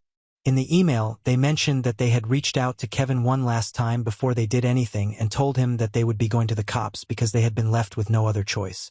They had also told him that they knew he was taking advantage of the fact that he was family, and that was why he had left that card on the desk on purpose, because he wanted to rub it in their face that even though they knew exactly who had stolen those papers, they wouldn't be able to do anything about it because they cared too much about family relationship and their reputation. But now they had decided that their business matters to them more than all these things since it was irrelevant what other people felt. For a while, he had not been responding to them, but now they had made up their mind and they just wanted to give him one last chance to return those papers, and no harm would be done. To that message, Kevin had finally responded and told them that they were right about everything. He had indeed left that card on purpose because he knew that he would not get into any trouble with them since they were never going to report this to the cops, and he just wanted the satisfaction of knowing that he was right. He was actually just messing with them because he didn't even work for their competitors. On closer inspection after receiving that message, my dad actually realized that, in a state of panic, he hadn't realized that this card was a very obvious fake. But they had no reason to celebrate because that was not the end of it, since my brother had come up with a very twisted plan to get some money out of my parents. Apparently, the only reason he had confessed to the fact that he hadn't been working for their competitors was because he wanted to let them know that he still had the papers with him, and he could sell that information to their competitors and get a huge amount of money for it. Or my parents could give him the same amount of money and get their data back now. And even if they went to the cops with this information, it would be pointless because by then he already would have sold their information, and even if the money that he would get from it went to waste, their competitors still would have that information. So now they had to pick between giving him a bunch of money and retrieving whatever information had been stolen, because even if they went to the cops and he was arrested for stealing, it was still pretty likely that the information that had been stolen would reach their competitors, and they couldn't afford that. But they also couldn't afford to pay him the kind of money that he was demanding, and so they were in a lot of trouble. I mean, saying that they wouldn't be able to afford it was not right, but it would just create a lot of havoc for their finances and probably eat into their retirement funds. Apparently, he was doing this because for the past couple of years, he had been struggling financially, and yet nobody from the family had thought that it was time to forgive him or even talk to him. So he decided to get his revenge this way, and I have to say he came up with a pretty clever plan. Anyway, I was lucky that I was not a part of this in any way whatsoever, and it was all my parents' problem to deal with. After reading that email, I told them that I forgive them, but I would like some space from them at the moment because I don't think I want to go back to having a relationship with them again so soon. I didn't think that they were going to take that nicely, but within a couple of minutes of me sending that email to them, they told me that they completely understood and all they wanted to do was just apologize to me for how they had behaved because it was not nice and they should have known that Kevin was not a good guy that he was supposed to be. They also apologized to Bella specifically and said that after the way Kevin had behaved with them, they had no business speaking to him and treating him like everything was fine. They mentioned that when they had been on speaking terms for the past couple of months, he had asked whether we were still together or not and seemed disappointed when they said that we were still going strong. That should have been a hint for them to cut him off again because he's a creep. They didn't do so because he was family, However, they realize that it's not an excuse and they really are apologetic. For what it's worth, I think it's nice that they apologized and got it out of the way, and I really hope that things work out for them, but I think I'm going to keep my distance. That's what's best for me and my wife, and I am glad that they understand why we are staying away as well. Maybe someday we will be able to work on our relationship and make it better, but right now is not the time. Update 3. Hi guys, so I have pretty happy news. Bella and I are finally pregnant after 2 years of marriage, and we are so overwhelmed with joy that we felt like we had to share it here. It has been 4 months since we found out, and recently we announced it on social media. My last update here was almost 10 months ago, so it's been a pretty long time since I stopped speaking to my parents. But after that announcement, they decided to reach out to me and tell me that they would really like to reconnect again, if we would be comfortable with it. For the past 10 months, they had respected our boundaries and had not tried to contact us because we had made it very clear that if we were ready to speak to them, we would do it ourselves. But after we found out that we were pregnant, we kind of forgot about it. However, I was feeling conflicted about whether I should let them back into my life or not. And after some discussion, Bella and I decided that we were going to try and make things right with them before the birth of the baby. Because since we were starting on a new journey as parents, we wanted to leave it all in the past. And if my parents were truly able to prove that they had changed as people, then I didn't see the harm in giving them another chance. Yeah, it kind of goes against what I said about second chances initially, but I want my child to have the chance of having both grandparents in their lives. Even if it doesn't work out, I would still like to give it a chance. So yeah, we're going to try and reconnect as a family once more. I also found out from them that eventually they ended up giving the money that Kevin had demanded and retrieving all the data that he had stolen. They even got a lawyer involved to make sure that he hadn't retained anything. In the future, if he ever tried to inform any of the competitors about whatever he had found, it would be considered a breach of contract, and he would definitely end up in trouble. So now he cannot use that against them anymore. And I can't say that they dealt with the situation in the best way possible, but well, it's their choice. Anyway, the point is that Kevin is out of everybody's life now, and I think that's good for everyone. He should stay away from our family for good. I'm sure karma will take care of it. As of now, I'm just really happy that I'm going to be a father, and I'm spending all my time reading books on parenting and stuff, and Bella and I have really never been happier. I'm also pretty glad that things are looking up with my family, and I'm keeping my fingers crossed. Maybe things will get even better. Now on to the next story. Story 5. Mom worked multiple jobs to raise me after my dad passed away, but now my wife is pregnant and has demanded I choose between her and my mom. A little background, my mother and father were both orphans. My father died 2 weeks before I was born. My mother didn't have a support system, so it was just the two of us. I never needed anything since my mother worked her entire life to provide me with the life I have now, and she didn't even have time to start over. She completed every small task imaginable to ensure that we didn't miss anything. She went hungry in order to provide for me. I had extremely nice clothes, but she had none. I observed her make sacrifices over and over again, always with a smile. To be honest, I've always assumed she was an angel disguised as a human. She only yelled at me once when I was 16 and observed her getting sick while working. I wanted to assist her in obtaining work, but she became enraged and told me that it was not my responsibility to care for her, and that it was up to her to care for me. She wanted me to achieve exceptionally good scores so I could get into the best universities. It's the only way I'll be able to protect myself after she's gone, she'd say. Even at university, she did not want me to work. I had to concentrate on my schoolwork, but Mother wanted me to volunteer so that I could be an adult with hands-on experience. I met my wife there while we were helping. My wife is a nice person, but she was never close to her parents or siblings, and she has admired my mother since she met her. We used to joke that she loved my mother more than she liked me. Deep down, I believe she was hoping for a link between mother and daughter that she did not have with her mother. When I finished my studies, I obtained a job and we moved in together, but she was uncomfortable with my calling my mother every day. Remember, there were 10 to 15-minute calls, and she ultimately stopped bringing them up. 2 years later, I purchased a home for my mother, as we had never owned one. We moved from apartment to apartment, so it was the smallest sacrifice Mom made for me, and it was non-negotiable. That's where the problem began, first with my wife, then with my girlfriend. She wanted me to think about us first. I told her that my dream had always been to buy my mother a house since I was a child and that it was what I had to do. But she protested to my mother. My mother had no idea I had bought her a property as a surprise for her birthday.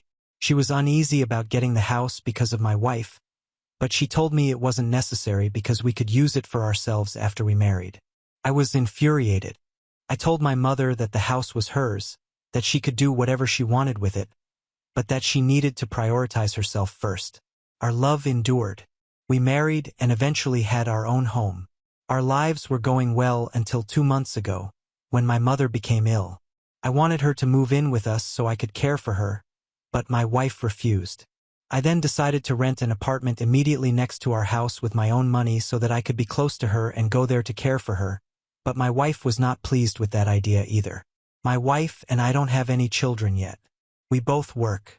I usually go home at 6 p.m., but because my mother is ailing, I go to see her and return about 8 p.m. On weekends, I see her for 1 or 2 hours and spend the rest of my time with my wife. We go on dates. I always join her in her activities, even if she never goes to mine.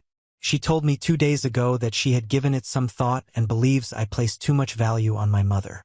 She informed me that I had to choose between my mother and the life I hoped to make with her.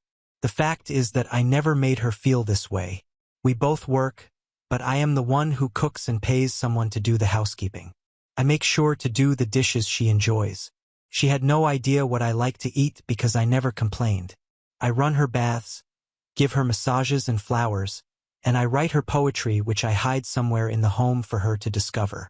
We take a trip 1 weekend per month. I earn a lot more money than her. I told her to keep her money for herself and I will take care of all the expenses, including hers. I constantly make an effort to listen to her and consider her point of view, and I believe I am easygoing because I can adjust my thinking to fit hers, but I understand she wants to completely dominate me, and the only subject on which I do not give her a choice is my relationship with my mother. So, I'm going to have a conversation with her and set some firm boundaries. If she doesn't want to, we'll divorce. Update 1. Hello everyone. I keep receiving mails requesting for an update. I wanted to do it sooner but didn't have enough time to complete it properly.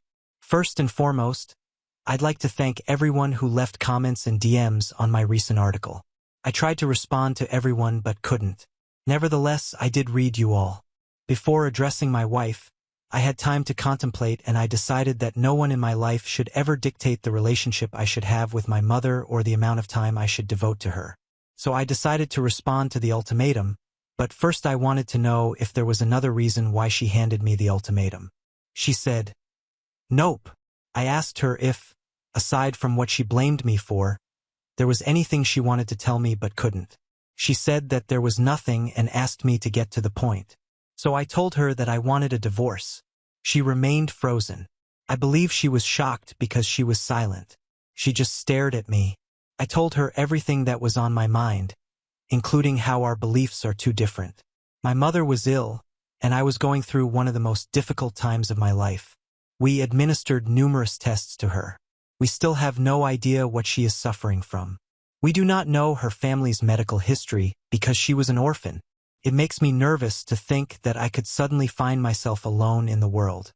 Yes, I am alone in the world because all I needed in these trying times was her support. But if my own wife believes that I should pay less attention to my mother, who is unwell and needs me more than ever, it is time for us to part ways. She still didn't say anything, so I told her I was going to a hotel for the night and we'd talk about how we were going to separate later. I gathered some of my belongings and fled. When I went to see my mother the next day, she realized something was wrong, but I wasn't going to tell her I was leaving my wife because she couldn't handle our relationship, especially because she was so sick.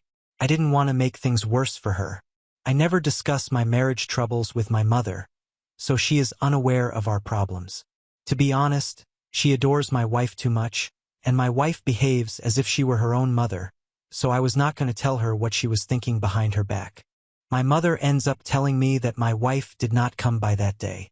Yes, my wife, who wanted me to limit my contact with my mother, saw her every day, and I never asked her to do anything for her. She calls my mother Mom.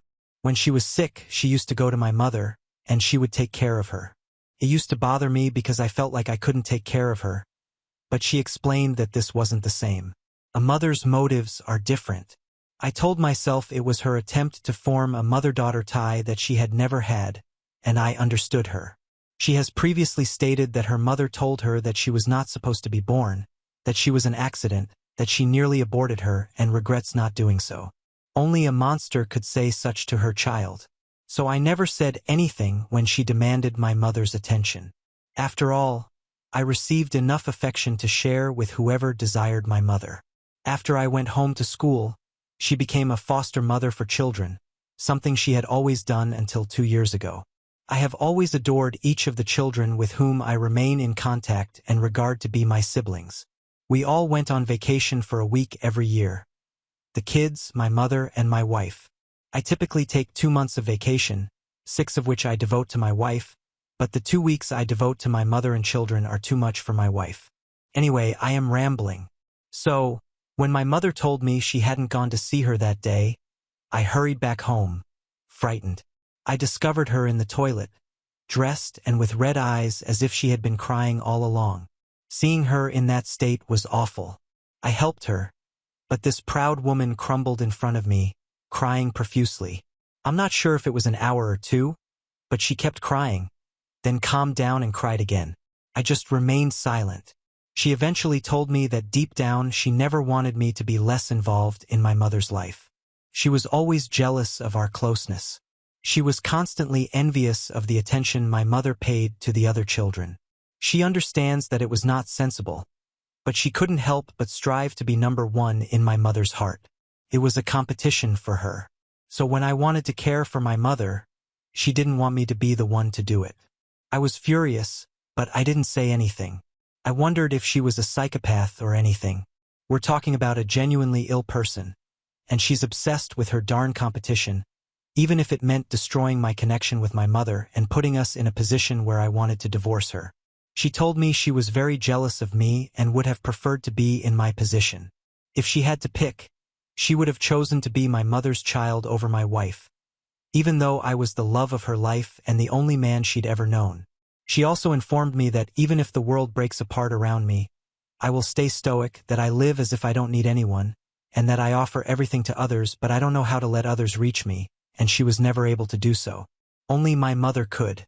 I didn't know what else to say. I was so caught up with the concept of competitiveness that I didn't immediately understand the extent of her comments, but I listened to her to the conclusion. I put her in bed till she fell asleep, and then I went to sleep in another room. In the morning, she was acting like nothing had occurred. She was being herself. She stated, "I don't have to pity." I assured her it was out of love. She remained my wife. She departed for work, and I did the same, but I opted to stay at the hotel for the time being. During that moment, I questioned how I could have made her behave so that she would think about it. Deep down, I believe she is correct. It is a protection mechanism I have had since infancy. I've never stayed in one place long enough to establish friends. It was painful every time we had to move. From my 5th to my 15th year, I had moved more than 50 times, from apartment to apartment, hotel room to hotel room, and I believe I have always lived my relationships in a squat. I never unpacked or settled in because I knew I could be forced out at any time. But I thought I acted differently with my wife, but apparently not. So I reasoned that perhaps we didn't need to go that far. What we needed was therapy rather than divorce. Then, a little more than a week after our conversation, I received a call from the hospital. My wife had been admitted. She reportedly was not feeling well. I went to see her, but she didn't want to see me. I've never seen so much hatred in just 2 eyes. I informed her best friend so she could have system support because she did not want me there. I informed my mother, and she inquired what I had done to my wife to put her in the hospital, and she advised me not to stress a pregnant lady. I asked what she told me, what my wife told her, and begged her to keep it a secret so she could tell me when she was ready. I'm not sure what was going through my head. Anger because it was my mother who told me, happiness at being a father for the first time, and complete astonishment at the odd circumstance. I went to tell my wife, but she looked at me angrily and told me she had lost the baby, which was my fault. In an instant, I learned that my wife was pregnant but kept it a secret from me, that I was going to be a father, that we had lost the baby, and that she was accusing me of causing something I had no idea about. She asked me to go, and I did. I always desired children from a young age. My wife preferred to focus on her work. I understood and agreed. I tried to persuade her for years but was unsuccessful. Now that she is pregnant, she doesn't tell me anything. She tells my mother about it, and she claims I caused her miscarriage. She has now stated that she did not tell me anything because she wanted to ensure that I could handle all of the obligations I assigned to myself while also raising a child. I don't understand her, and I've admitted to harboring a strong dislike for her ever since. I can't look at her without feeling angry, and I don't want to hurt her with my words. I take care of her at home, but we do not communicate. I'm not going to stay with her. That's impossible.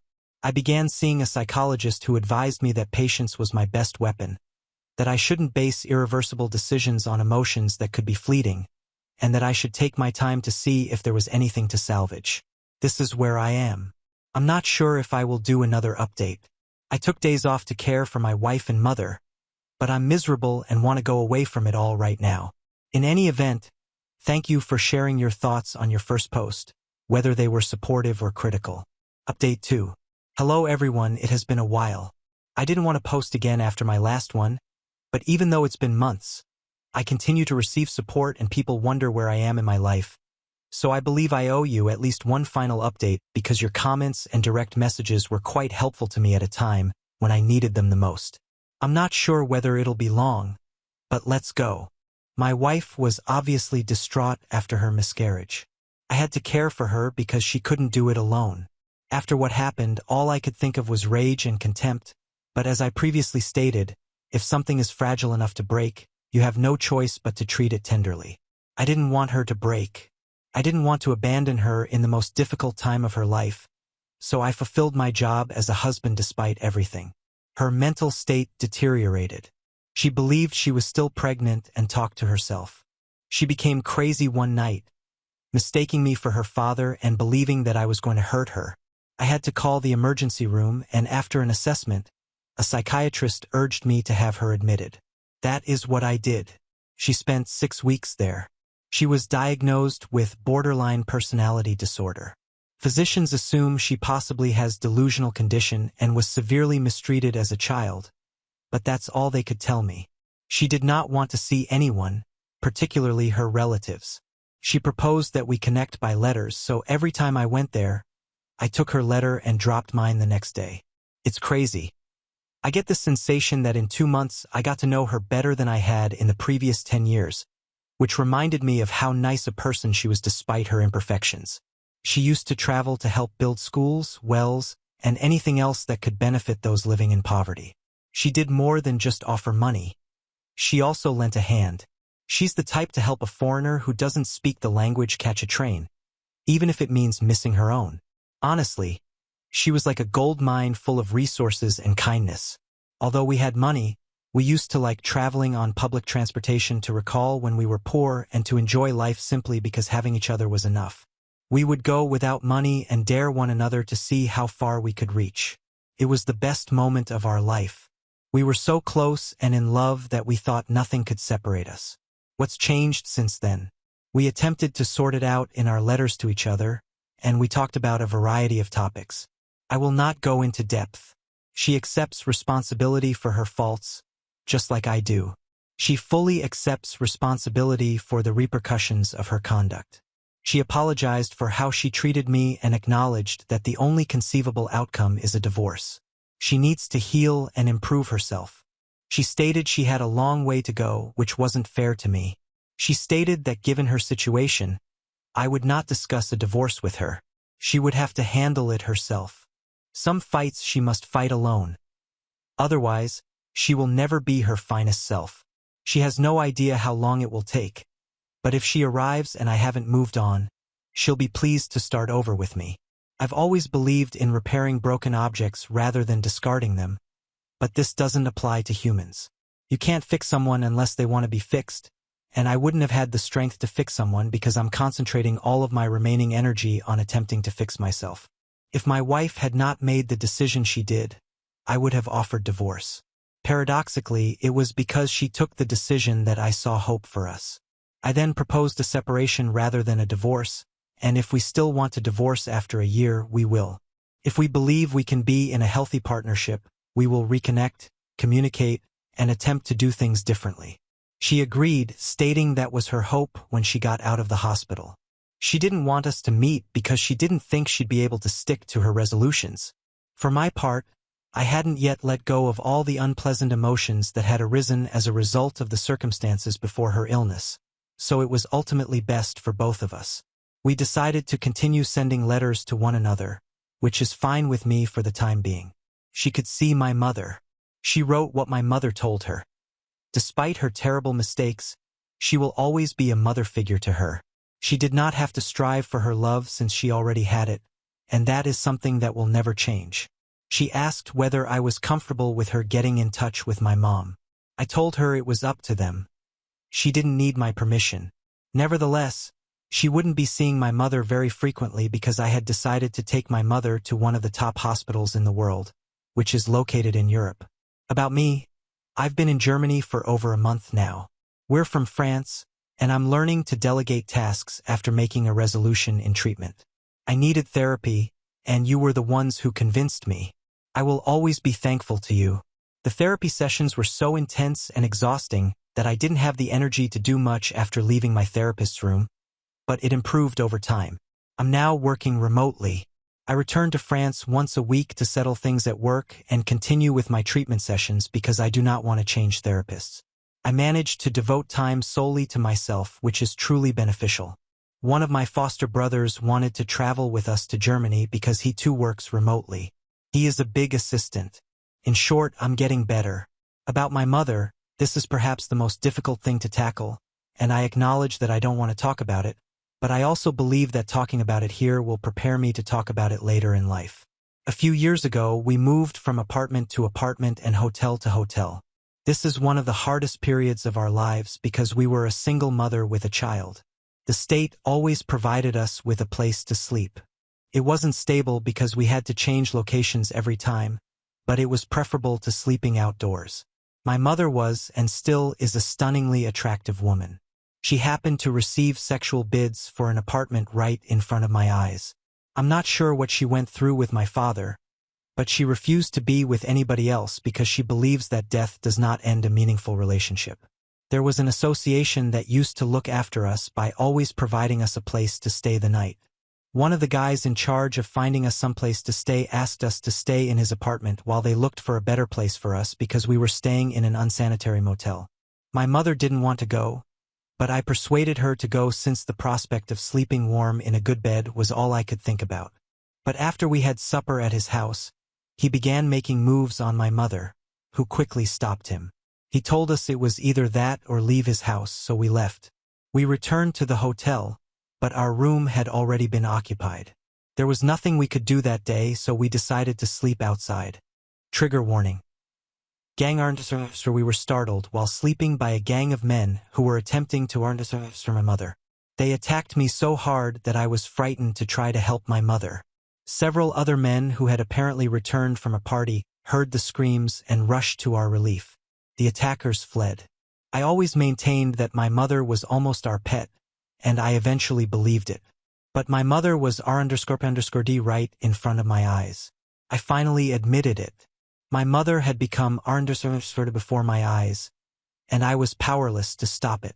If we had thrown ourselves into each other's arms and cried together that day, things may have been different, but she stood up, took my arm, and informed me that this spot was not safe and that we needed to look for a safer place. We never spoke about that day again. We continued with our lives as if nothing had happened. Things improved over time. She worked hard to ensure my success. She put all of her life's earnings in my project, and I now owe her the firm I founded. How did she endure the hell she'd been through? Since I accepted the fact that she was R_, all I wanted to do was tell her about it. But it's not about me. She's the one who went through the hardest. I'd like to talk to her about it, but I'm not sure what good can come of it after so many years. That's all. As of today, her condition is improving, and the future appears better than it did a few months before. So I believe that is all. This will be my final post. To everyone who has supported me during those difficult times, I thank you from the bottom of my heart and wish you the best in your lives. May what you have left to live be better than what you have already lived. Now on to the next story. Story 6. My family favored my sister, taking her on a trip while leaving me behind. A stranger gave me $50,000 and revealed she was our biological mother. She thought about it for a few minutes before saying she wanted them to take her and 2 of her friends to Hawaii as a gift. My parents immediately agreed, and Alex rushed to her room to rejoice and inform her friends. While she was in her room, I asked my parents if I was going with them or not because I wasn't sure. Usually, when we go on family vacations, they bring me along, but because this was a gift for Alex, I wasn't sure if my presence was essential or appreciated. She doesn't like me too much. I am fine with that. I'm not a fan of her either because, despite being twins, she is so different from me. She's spoiled and extremely insulting to everyone. Nobody who attended school with us liked her. Her gang of pals appears to think she's great, but I believe this is simply because they are similar to her. Anyway, when I asked my parents whether I'd be joining them, they had to think about it for a while. I knew right away that the answer would be negative because if they had to think about it, it couldn't be because they wanted to take me with them. They presumably had already decided against it and were simply figuring out how to tell me. After a few seconds, my mother talked to me, saying that while this was a gift for Alex, it would be cruel to bring me there because it would simply be a family vacation. I pointed out the obvious that my parents were accompanying her, but they maintained they were only going because Alex wanted it, and they were confident that she would not want me there. Even they were aware that we did not get along very well. After that, I had nothing else to say and returned to my room. I just felt horrible for myself because while I haven't accomplished much academically, I believe a football scholarship is worth celebrating as well, but my parents didn't appear to care about me or my accomplishments. Furthermore, they agreed to leave me at home for the full week while they were away, allowing Alex to celebrate with her friends in Hawaii. I was miserable for a full day until I remembered that my family would be gone for a week, which meant I would have the house to myself and could do whatever I wanted. That made me feel less sad, and I resolved to make the best of the situation. While they were preparing for the trip, it felt as if everyone had entirely forgotten about me, which was not something I was used to, but it stung. On the day they were leaving, my parents instructed me to take good care of the house. At least they said farewell to me, but my sister didn't even look at me and laughed. None of this was unexpected behavior from her, so you can understand how horrible my relationship with her is. For the first several days, I just invited my pals around.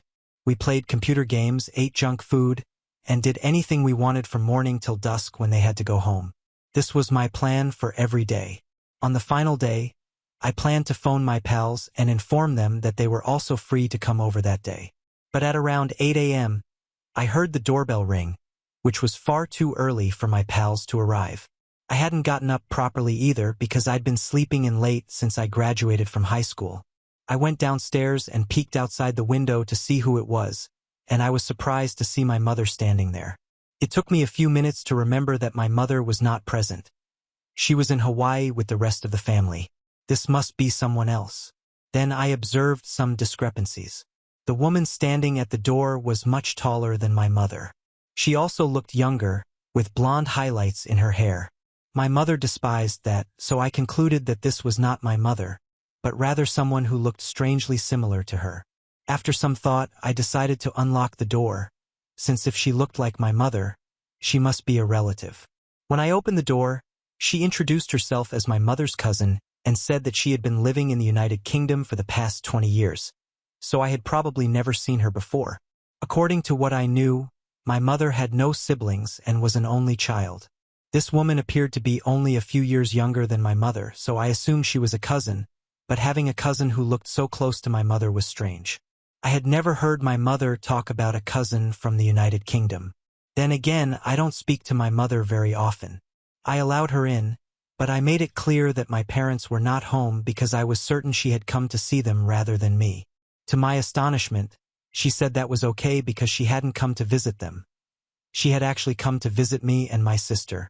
That was another surprise for me because I couldn't comprehend what Mom intended to do with me and my sister. Anyway, I had to tell her that I was the only person at home while my sister was abroad.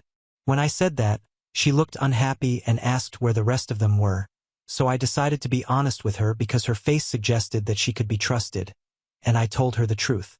She, like most other people, was surprised to learn that my family had left me at home alone and had gone to Hawaii with my sister to celebrate her high school graduation, despite the fact that I had graduated at the same time. I tried to downplay how bad I felt, since I didn't want her to think I was moaning. I didn't want my mother to scold me for telling her cousin about our family when they got back. She apologized and said she understood how I felt, so she offered to give me a gift.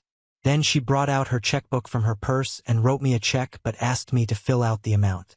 This was the first time something like this had ever happened, and I was stunned, so I told her that I couldn't allow her to do that since I couldn't accept money from her.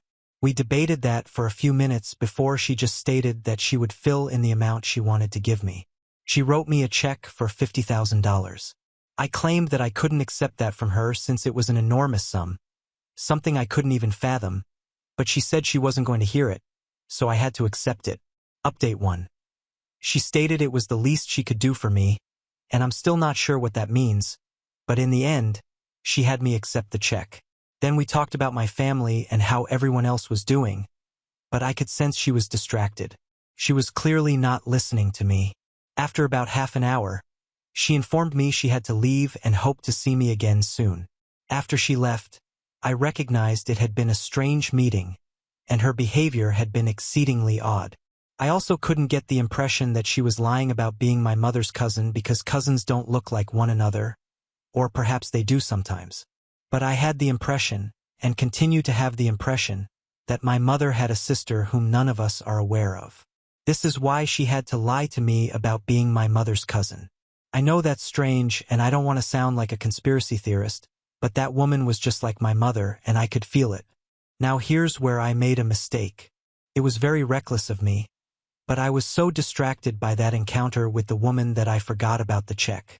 I left it on the coffee table under a stack of letters from my parents that had arrived that week. Then my pals came over and we had a little party with a few other people, so I entirely forgot about the check. The next morning, my family returned from Hawaii, and everyone was in a joyous mood except me, of course. My parents began searching through their mail a few minutes after they returned home, and they discovered the check near the bottom of the pile. I consider myself quite fortunate to have been standing right there and able to remove it from my father's hands as soon as he noticed it, but it was too late. He had already noticed it was a check intended for me and began asking a series of questions about it. I don't blame him for that, because if someone writes your son a $50,000 check, you should surely ask questions about it. After they found out about the check, I realized there was no use in hiding anything, so I told them about the woman who had visited our talk and how she had written me that check simply because she wanted to. I also informed them that I would deposit the check soon. One very odd thing happened while I was informing everyone about the visitor. I noticed my folks becoming quite frightened. I am not exaggerating when I say that the color actually disappeared from their faces. It was clear, since they had returned from Hawaii, and now they seemed pale and sweating. I was about to ask my mother who this cousin from the UK was because I could tell they were both hiding something from us, but before I could accomplish anything, my brat sister completely sidetracked the topic. She can't live without making everything about herself, so she obviously chose that very moment to start fussing about how the check was addressed just to me. She stated I should have spoken with that aunt and asked her to make it out to both of us rather than just me. I informed her that this woman was aware of both of us and had specifically addressed the check to me. I then attempted to resume speaking with my dad, but all three of them began discussing the check instead. It was a blatant attempt to change the subject of the conversation, and it worked because my parents began encouraging my sister to argue with me, and she fell for the bait. Alex soon began yelling at me to attract my attention, claiming that this was really unjust and that I would have to split the money with her. That piqued my interest, and I told her there was no way on earth I was going to let it happen. She had already received her gift, a trip to Hawaii with her pals, which was exactly what she had requested. This was my present, so I had no obligation to share it with her, just as she had no obligation to share her trip to Hawaii with me. I felt it was a reasonable response, but my parents started egging her on, saying that since my aunt had gone to see us, she had clearly intended to give us both a gift. They claimed that I must have played the victim card in front of her and that she wrote me the check out of sympathy because I had cast the rest of my family as the criminals. Alex bought the story. To be honest, I didn't have to play the victim card because I was clearly a victim in this situation. I was the victim of a horrific family, and I'm not sure if the woman wrote the check out of sympathy, but it was addressed to me. Therefore, I was not going to share it with anyone. Obviously, this resulted in a heated argument, and my parents encouraged my sister to be even more delusional and entitled throughout the talk. Maybe she wasn't as perceptive as I was, but I could see that they were only attempting to divert our attention away from our aunt, and I was really angry because they were all acting so silly. My mother eventually warned me that if I refused to split the money with my sister, I would no longer be able to live with them, and that's when I completely lost it. I started yelling like a crazy person, which I generally try not to do because I don't want to be on the same level with my family, but I couldn't control myself. I assured them I knew my rights and that I was not going anywhere, nor would I share the money with her. To be honest, I'm not sure whether there are any laws to restrict this, but after my outburst, I'm confident they won't be coming after me anytime soon. I also dubbed my parents the biggest liars since I knew they were hiding something from both of us, and I couldn't believe they were attempting to provoke us to fight so we'd forget about the visitor.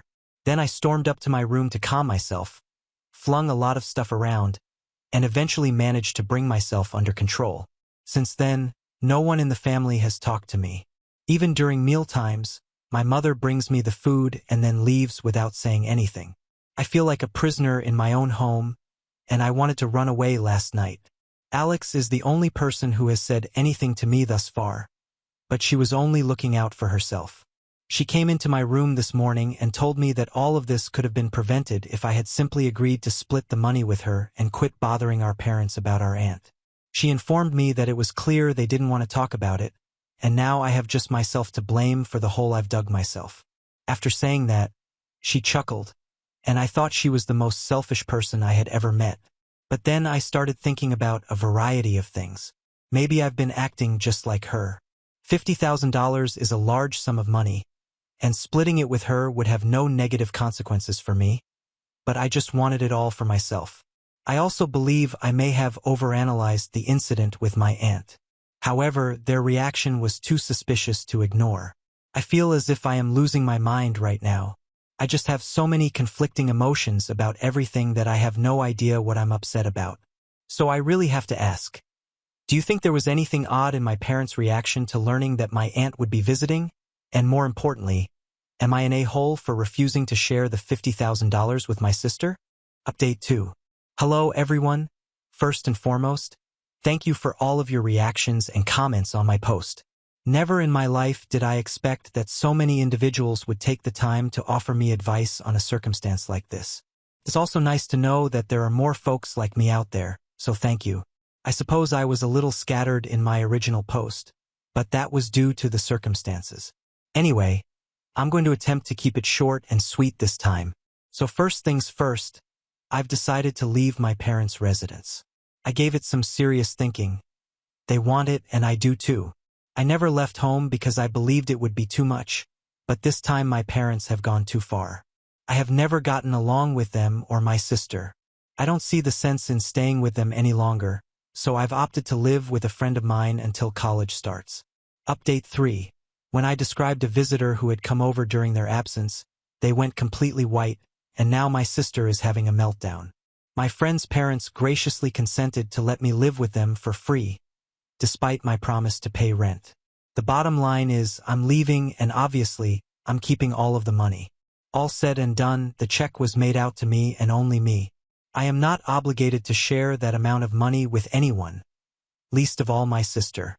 If they hadn't left me at home alone while they went on vacation, I probably wouldn't have met my aunt, let alone received so much money, so in some ways they bear responsibility for this. She has never treated me with courtesy or respect, so expecting me to split the money with her right now is ridiculous. I am confident that my parents will always look after her. I can't claim the same thing for myself, so I clearly need the money more than she does. I'm not sure why I was thinking about splitting up with her or questioning whether I was doing the right thing. I guess I was overly emotional, but I've thought about it and I don't have to feel bad about what I'm doing. They never have, and it's perfectly acceptable for me to act like them. It has been 3 days since my last post, and I have been packing everything up. Tomorrow afternoon, my friend's father will arrive with his pickup truck, and I will leave. I really cannot wait. Update 4. So much has changed in my life since my previous post. It's unbelievable to imagine that it was just 4 days ago. I'm not sure where to begin, but I suppose I should pick up where I left off. I stated that I was going to move out of my parents' house, and I did so the day after that post. My friend's father came to pick me up and helped me relocate all of my belongings. Obviously, I did not need to bring any furniture with me. It was simply a collection of crates. My parents witnessed everything that happened but did not ask any questions. Alex did not bother to leave her room. She just came out once, saw what was going on, and went back inside. After we'd moved the last of the boxes, I was prepared to depart without saying goodbye since I knew no one cared. But before I could walk out the door, my mother stopped me and inquired where I thought I was going. So I informed her that no one in the family had spoken to me in the last few days, and everyone preferred to pretend that I did not exist. They didn't have to pretend any longer. They could be completely themselves around the house and forget about me in the actual sense because I was moving out.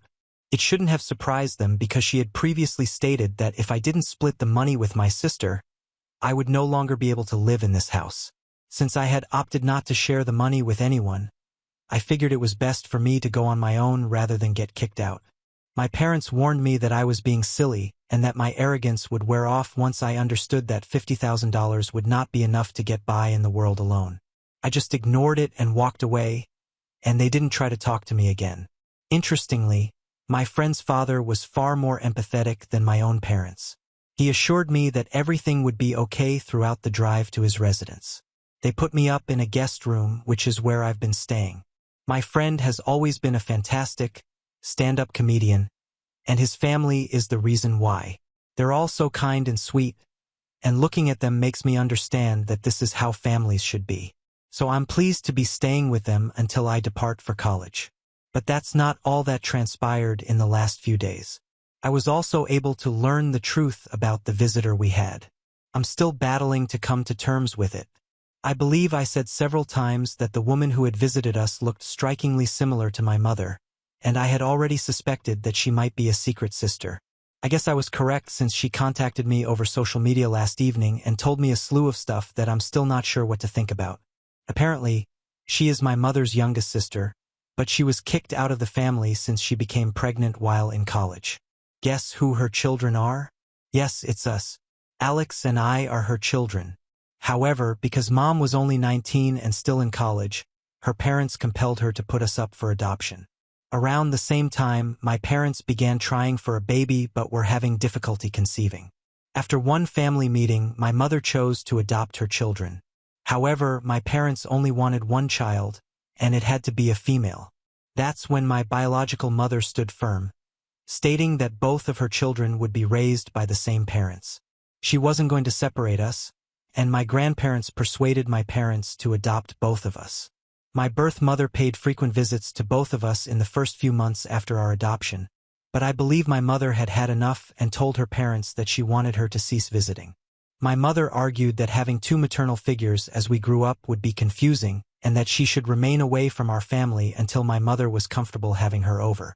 My grandparents agreed that my mother was correct, so they told my biological mother to stay away until my mother was ready to have a connection with us. That resulted in a major argument, and they didn't talk for several years. Finally, she contacted her parents at the beginning of this year, and I believe my grandparents had a change of heart, so they gave her our address and she came to visit us. Both Alex and I are now 18. Therefore, she believed it would be the ideal moment to begin a relationship with us, and perhaps eventually she will be able to tell us the truth. But after meeting me and seeing how I was treated by my family, she realized she had made a mistake.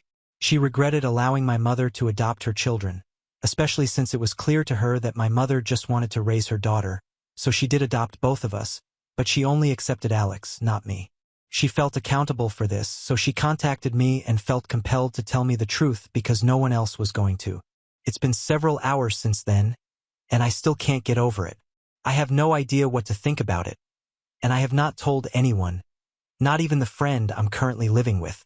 Typing it out here helped me speak it aloud at least once, but I'm still not sure what to do with this information. I haven't responded to her message, but she knows I read it. I suppose it explains a lot of things, but God, I don't know how to feel anymore. I am absolutely numb, puzzled, and lost. In any case, the world has not come to a halt as a result of this revelation, and I'll have to do something about it someday. I'm just not sure what, but I will figure something out. I'm confident that the comments here will be beneficial as well. Update 5. Hey, it's been 2 weeks since I received the mail from my aunt. To be honest, I am not sure what to call her yet. She introduced herself as my aunt, but she has suddenly become my mother. Also, I have to admit that she is a better mother than the one who reared me. Anyway, I took my sweet time responding to her message, and I texted her back only 3 days ago. I informed her that there was a lot to talk, and that I would prefer to meet in person, but I was willing to have a relationship with her. I'd already lost the family I thought I had, so it couldn't hurt to give her another chance. Everyone made mistakes, and she did so at the age of 19. I can't hold it against her. I haven't told Alex about it yet, since I don't believe it is my position to say anything. I believe our mother needs to tell her the truth immediately. Which mother is telling her the truth? I don't know. All I know is that in a few days, I'll be meeting with my biological mother to try to repair our relationship because she is back for good, and she is not going anywhere. I'm kind of looking forward to it. I really hope everything goes well. Keeping my fingers crossed. Now on to the next story. Story 7. Mom and stepdad asked me to have sex with the stepdad. She is a piece of crap for allowing and enabling such behavior. My mom had me at 18 right out of high school. Long story short, my dad died at 19 while he was away at uni. Then my mom remarried at 21 and had my sisters. My stepdad, we'll call him Scott, was the only father I've known. He's been a great father, nothing out of the ordinary, absolutely perfect parenting until I turned about 19. I remember Scott was becoming a little more touchy than normal and a little too personal. He would offer me wine, I declined, and would ask me about my sex life after one too many glasses. I brushed it off because I thought maybe he was being a nosy father and just wanted to make sure his daughter wasn't having sex. Then this kind of stuff continued to the point where my stepdad tried to kiss me last year. I told my mom and she just laughed and told me that's how he gets after too many drinks. I knew then I had to make plans to leave, so I started saving up. After that incident, things died down a bit until my mom got pregnant at 39. It's a higher risk pregnancy, so she's on a lot of bed rest and taking extra care of herself per her doctor. A couple of weeks ago, my mom and Scott sat me down and told me her doctor said she should avoid sex during her pregnancy due to various health reasons I won't get into. They asked me if I could have sex with Scott just until she was able to have sex again. Of course, I said no. I was livid. I was crying. She told me she'd be okay with it and she'd be in the room as well. I told her that was even worse. Like, what are they thinking? I have enough money now for an apartment. I got approved. I'm signing my lease next week. My parents are ignoring me and the whole house is full of tension. My younger sisters don't understand what's going on and my mom told me not to say anything. But my sisters are smart. They know something is really up and won't stop asking me about it, especially the oldest. She came to me crying today and told me I better tell her what's going on right now. I didn't say anything. So any advice? What do I tell her? What do I say to the younger ones? How do I tell a 16-year-old about this without being inappropriate or bashing my parents? Response to OP. Bashing your parents would be unfairly putting them down for something benign. What they've done is wrong and sick on so many levels.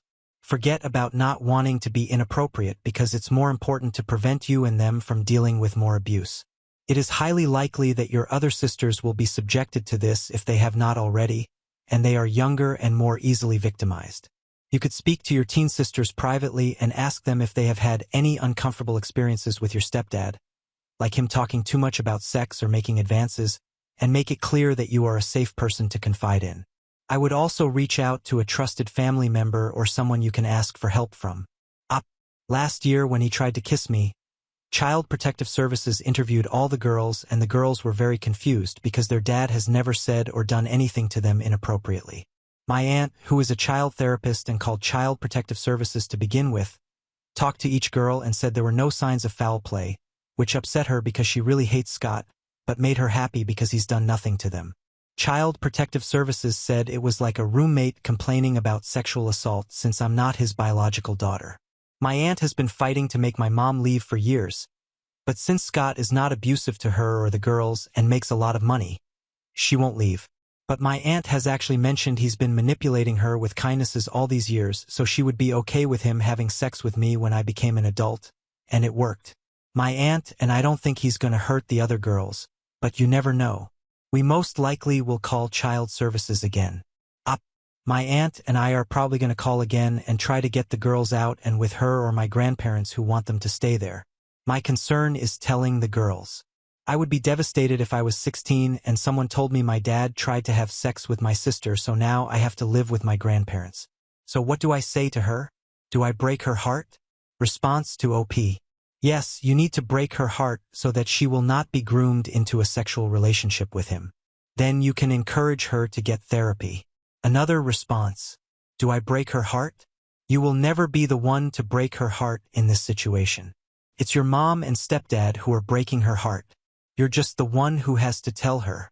None of this is your fault. You are not responsible for the trauma inflicted on anybody here. Much easier said than felt, I know, but I can't articulate how strongly I believe this. Their trauma will involve you, but it will never be because of you. You're a good sister, a really, really amazing sister. Update. The original post is above. Too long. Didn't read. Basically, my mom and stepdad asked me to have sex with my stepdad. I declined, freaked out, and am now leaving. My concern is for my sisters. My aunt did what she said she was going to do. She barged in with 3 other people, one of them a social worker friend of hers who was off duty, and my uncle. None of them are allowed at the house, so as soon as Scott found out they were there, he called the police. Before the police even showed up, I told my 16-year-old sister and the 14-year-olds what happened. The 16-year-old got angry at her dad. She was walking around the house ranting at her dad and crying. Eventually, she decided to come with my aunt and I, and then we would figure out where she could go from then on. However, the 2 14-year-olds did not believe me. They actually started laughing. Then they got angry and told me I was trying to destroy our family and how could you make up a sick lie. It got to the point where they threw my and my 16-year sister's stuff out the window. By that time, the cops came and told my aunt, uncle, and the social worker they had to leave the property. The social worker friend let the cops know everything that's been going on. The cops didn't care. They just cared about the noise and the trespassers. So I, my 16-year-old sister, my aunt and uncle, and their friend left. Very soon after, my grandparents came and got the other 3 girls after the 14-year-olds called them and came to their senses. I found out from my grandma that one of the 14-year-olds confronted her dad, and he didn't deny anything. In fact, he called me an a-hole and said I should have had any problems doing what he asked. That's when they packed a bag and called my grandparents. My grandparents explained everything separately to the little one. She told my grandpa she prefers him to our dad because grandpa doesn't yell at her as much. As that pained me, I hope it's enough to keep the girls at my grandparents for good. My 16-year-old sister is going to emancipate herself and stay with either our grandparents or our aunt. Child Protective Services was called, but it was my grandparents this time. I have multiple screenshots on my and my aunt's phone of my mother incriminating herself, so we will be able to file charges and hopefully get Scott on the sex offender registry. That way, the girls can stay with their grandparents permanently. Thank you all for the support. I appreciate each and every one of your comments, and to the survivors who shared their stories, you're also strong. Thank you. OP on why aunt wasn't allowed over. They hate Scott and know he's a creep. Many years ago, when I was about 13, at my younger sister's gender reveal party, my cousin, my uncle's daughter who is trans, decided at university that she was female and came back as female. We all accepted and loved her the same, except Scott, who got drunk and lifted her skirt and said, "Do you still have your boy parts?" That's when my uncle beat the shit out of him and knocked over a couple of tables. From then on, half of my family wasn't allowed back at the house for a trespassing order. They knew then that he was an absolute perv, but I as a young child didn't fully comprehend it. Good comment. The cops didn't care. Why is this always their default setting? Now on to the next story. Story 8. Am I the a-hole for renting my house to a friend with poor financial habits? Now she's offering to buy the house for a ridiculously low price, even just $1. Some backstory. I, 31, grew up pretty poor. I don't remember it well, but at one point, my parents and I were only able to afford to eat beans and rice. My parents have since been able to pull out of poverty, and while they aren't rich, they are comfortable. I have used a lot of what I experienced as a kid as motivation to be super careful with my money. I got a job in high school, worked odd jobs on the side, saved up every penny, rode my bike everywhere instead of driving and paying for gas, and by the time I moved out of my parents' place, I had a little over $17,000 in my savings. I don't have that much tucked away anymore, but I have investments and emergency funds and take my family's finances incredibly seriously, as I never want my children to experience what I did as a kid. Mine and my husband's financial choices afforded us the opportunity to purchase a home in the beginning of 2015, which we bought 50-50 with his mother. He paid his half up front. I made a large down payment, and his mother covered the rest with an escrow agreement that I would pay off what she had purchased. I have since completely paid my half, and the house is fully owned by myself and my husband. It's a 4-bedroom, 1.5 bath, 2-story home with a finished basement, attached 2-car garage, on a double lot. We got the house for an absolute steal at only $118,000, for sale by owners. Since purchasing, we have installed a fence, updated the oven, washer and dryer, water heater, furnace, and paid for materials to have all the interior rooms repainted. The only updates it needs are purely cosmetic, as the exterior paint is an ugly brown-pink color, which we have started repainting and need to finish. The hardwood floors have some distortion due to it being a 100-plus-year-old house and us having dogs when we lived there, and the bathroom could use an update, but structurally speaking, doesn't need one. Needless to say, on a scale of 1 to 5, with 1 being tear down the house and start over and 5 being it's ready to put on the market to sell for $300,000 today. The house is sitting at a 3.5 or 4. Backstory complete. Let's get into what has become my biggest headache for the past 4 years. I have a friend, let's call her Carly, 27, who had incredibly similar experiences to me growing up but struggles with finances and has never seemed to get the hang of keeping any sort of savings over $50 at a time. I'm not sure if it's a lack of self-control or that she's simply too focused in the moment when she gets paid and doesn't think to look in the long term, but she consistently makes her lack of funds everyone else's problem. I don't blame her for having issues with money, as learning to create a budget isn't exactly taught in school, and it took me years to learn to find a healthy balance. The freedom of being able to buy whatever you want with no restrictions is super tempting, but at some point you have to learn to take responsibility. During the course of our friendship, I have helped her build countless budgets based on my own. I made roughly the same amount of money as her, but each time they failed for whatever reason. We tried different ways to try to trick her brain into realizing that money sitting in her account wasn't to be touched, as everything needed to be used for bills, etc., and each time she would wind up still using every penny. It finally came to the point where I refused to help her with her budget anymore because she never listens to my advice, and when I pointed out the easiest and fastest method to get her spending under control was to get a payee, she said she didn't need to be treated like a child who receives an allowance. Fair enough. I washed my hands of that topic. Carly moved out of her mom's house a little over 6 years ago and into a mutual friend's place. Let's call her Tia, 27. As far as I've been told by Tia, Carly paid little to nothing in rent, even though they both worked at the same company and made close to the same salary. Carly's living space was an absolute disaster. She moved into the basement, and it was lucky if there was even a walkway to get to the washer and dryer. She constantly asked me to come over to help her clean and organize her space, and because I'm a people pleaser, I would always agree. Each time we would make significant progress, but then by the next weekend, when I would come over to help again, it was as if a tornado had gone through her space during the course of the week. I have no idea how she was able to fit so much stuff into that tiny space.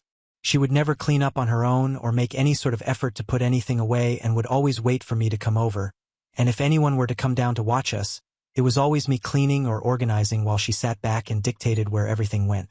Getting her to donate or throw anything away was like pulling teeth, as somehow even the smallest scrap of paper had some sort of sentimental value. After a little over a year of them living together, Tia couldn't handle it anymore and asked Carly to find some other living situation.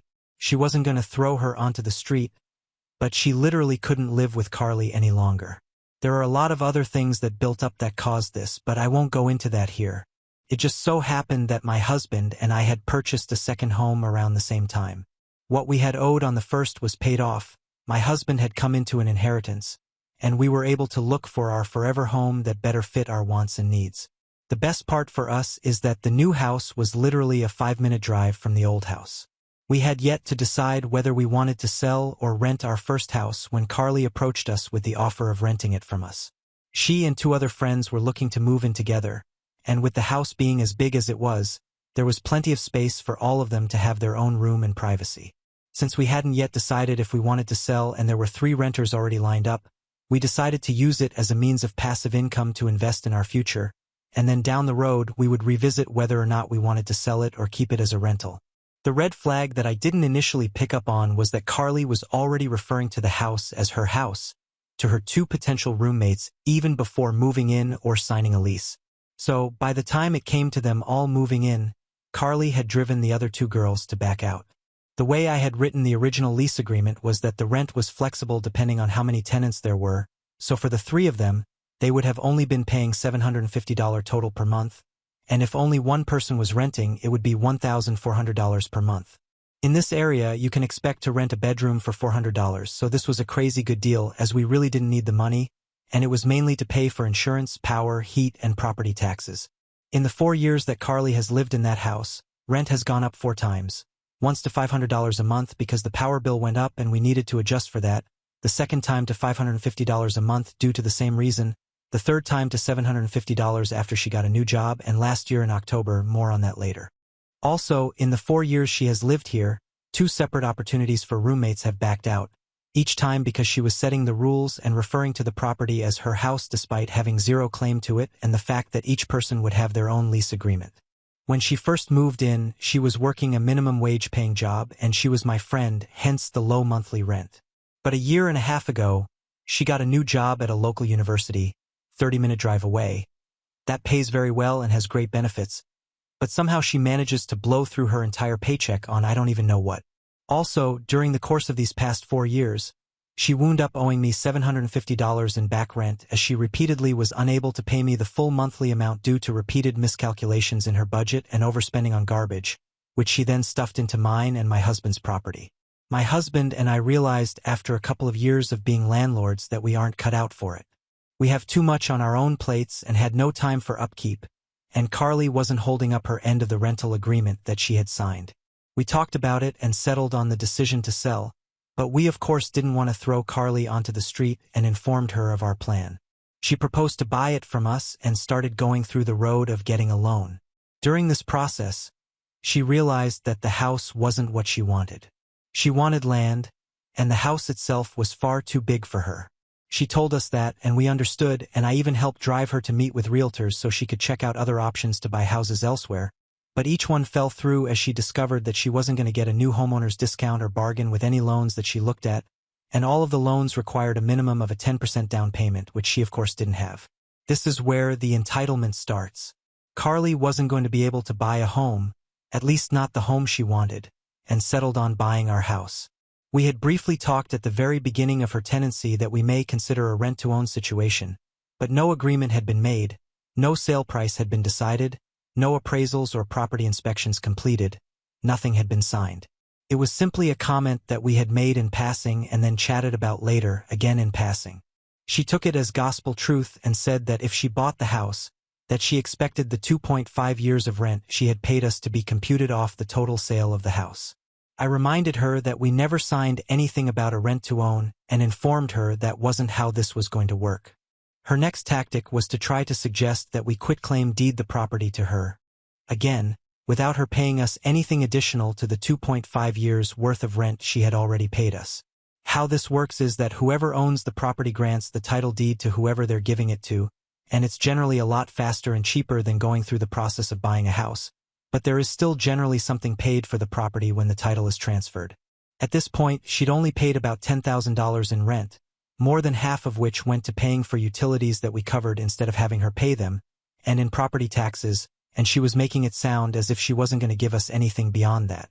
I again told her that this would not be a viable option. The house was in great condition, and even with the exterior paint and repairs to the floors and bathroom, was worth at least what we had paid for it, $118,000. She tried to spin it that she was doing us a favor by taking it off our hands, as I had expressed to her that we were tired of being landlords and it was more effort than we had time for. Her last attempt at buying the house on her own was to offer me $1. That's right, a single dollar. I will admit, I don't know if this was a failed joke attempt on her part, but it certainly fell flat and I was so mad I was shaking, though I laughed it off. Side note: during the time she has lived in the house, my husband and I have some stuff stored in the garage, as Carly parked on the street due to convenience, and she suggested on multiple occasions that she start charging us rent for storing things in our own house when none of it was in her way whatsoever, and we had already made it clear that if she purchased the house that we would remove all of our property. At the end of 2022, Carly started dating Reggie, 28M. They were long distance and would take turns visiting each other. Carly made the comment to Reggie that we were looking to sell the house, and we threw out a couple of numbers, the very lowest being $100,000, but said that we, of course, would have to have an appraisal and look at market value, etc. He offered to buy it from us and said that he would start the process in March/April of 2023. I was relieved, my husband was relieved, Carly was relieved. Everything was looking great. Some information about Reggie. At the time, he is a retired Marine. He gets a monthly check from the government for close to $2,000 on top of his well-paying job. I'm guessing based on what Carly told me. But at the time he made his offer, he was probably making between $4,000 to $5,000 a month. When March/April came around, Carly and Reggie informed us that he would not be able to afford paying both his rent where he lived and a monthly mortgage payment and wouldn't be able to start the purchase process then, but would start the purchase process in October instead when he planned to move in with Carly. Before Reggie moved in, an ex-friend offered to rent a room in the house from Carly and pay her, despite subletting being clearly stated in the lease agreement as prohibited. Carly so generously offered to pay us some of the amount that she was paid. The agreement fell through and the friend did not stay in the room. I'm not exactly sure why he chose to do things the way he did, but Reggie didn't start the purchase process at all until after he had moved and quit his job, meaning the only source of income he had to show to a mortgage company was the monthly stipend from the government, which, even with a veteran's loan, doesn't work as proof of income. When he moved in, rent increased to $1,000 a month, which is still under value for the size of the home, and a brand new rental agreement was written and signed stating that if they had not started the buying process to purchase the house from us by mid-April of 2024, that we would not be renewing the lease nor would we work with them on month-to-month rental options, as myself and my husband are completely and totally over this mess. We also stated in the rental agreement that we were not going to list the house for sale as a sign of good faith to allow Reggie and Carly first choice on the house to buy it. Here's a rapid-fire list of things that have happened since October. Reggie paid the $750 that Carly owed to me in back rent. Carly and Reggie informed us at some point, either late November or early December, that they would not be buying the house, as the repairs required amounted to more than $150,000. I don't know where they got this number, as I have budgeted on multiple occasions to redo the flooring and it would be less than $15,000 to redo the entire house, nor would repainting cost more than a few thousand or the bathroom remodel as they intended to do the work themselves. We repaired the major damage in the bathroom recently for less than $500. They could not acquire rental housing due to having 3 cats and will indeed be staying in the house.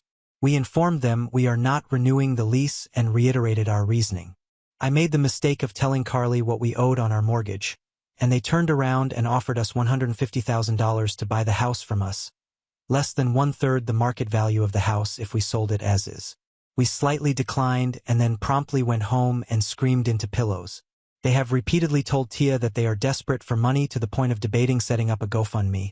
All the while Carly has gotten 2 brand new tattoos in the past year and has an international trip she has paid for in full that she is going on at the end of March, and Reggie has still not acquired even a part-time job. We emergency installed a water heater that Reggie paid for that I will have fully paid back by the end of March. Carly quit her job, and now the only income they will have after the end of this week is Reggie's military stipend.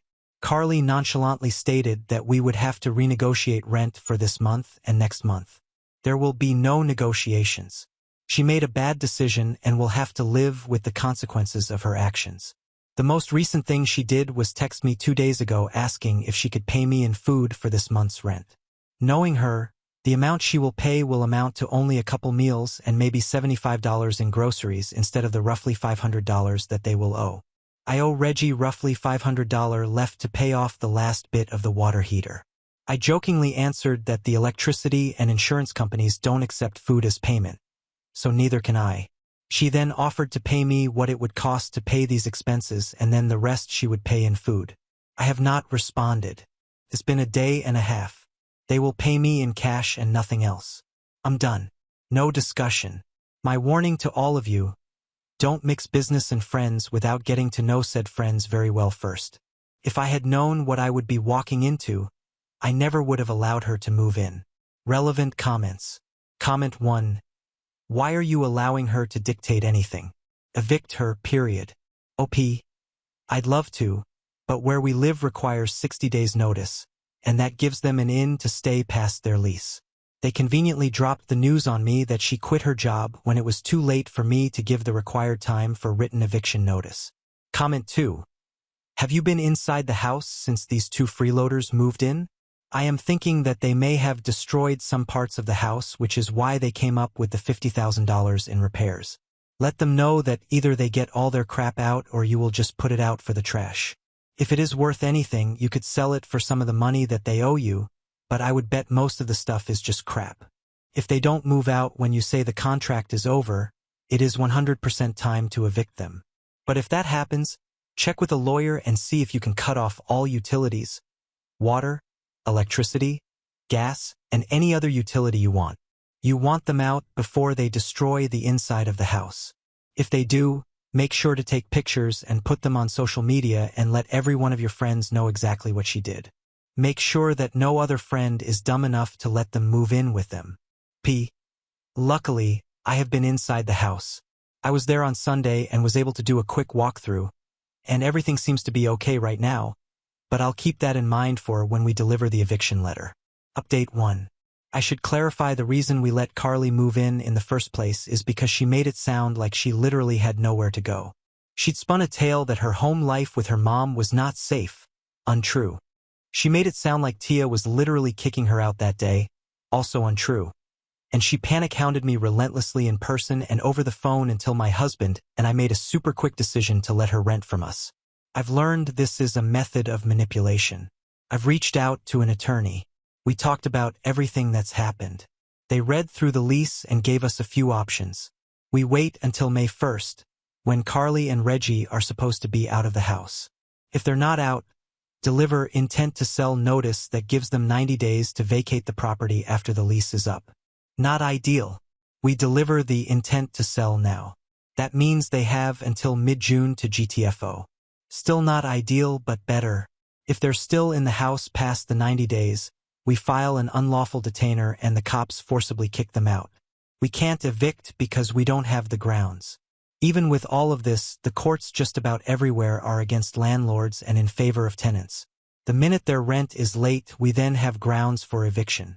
That gives them 14 days to pay or GTFO, but if they pay, the eviction process ends. So still not ideal. They can't get squatters' rights because they haven't been here long enough. I'm going to be telling her mother everything she's done because I'm pretty sure she has no idea. I'm also telling all our mutual friends. I've done a lot of self-reflection lately before writing this post and came to several conclusions. I know she's not my friend. I had a false idea that I was helping someone that I saw as a friend, and in the end, I enabled her shitty behavior.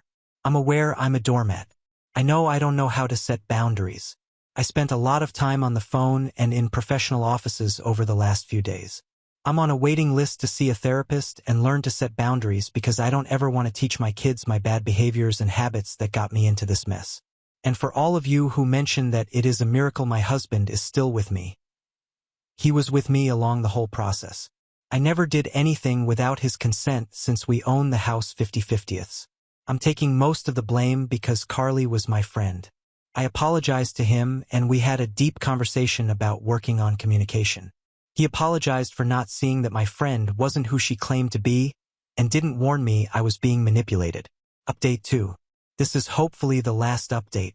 Sorry it took so long to get back on here. They're out and have been since April 1st. And no, it wasn't a joke despite the date. Life's been insane, and I've been so overwhelmed with this whole situation that it's been hard to get back on here and face it all again. They left the house a mess, but that's not surprising. They claimed they didn't have the time or money to finish even though there was a whole month left on their lease. Honestly, I'm happy that they're out, though I'm pissed about the mess. I'd rather clean up a bit instead of fighting them in court to kick them out. I told her mom and showed her everything, and her mom was angry as well and told her off a couple times for 1, leaving the house in the state they did, and 2, treating me and others the way she has. I've also started therapy and I'm working on setting boundaries and getting over my people-pleasing. The last I spoke to Carly was yesterday because I learned from a friend that she joked about leaving the house a mess on purpose because she was mad at me. I confronted her and asked why, even if it was a joke, because even jokes have some basis in truth. She said that it was because emotions were running high and she was stressed at the end when they were getting ready to leave, that she was frustrated with how little I did with the house while she was there, despite me repairing everything that needed it ASAP, and she was mad my husband and I stored some of our things in the garage.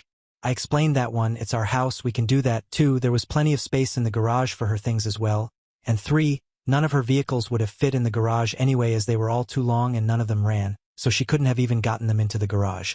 Carly also had to junk out 2 of the vehicles she left behind even though she'd explained she had someone who could keep them on their property so she could work on them. I don't understand any of her logic. I'm done trying to figure it out.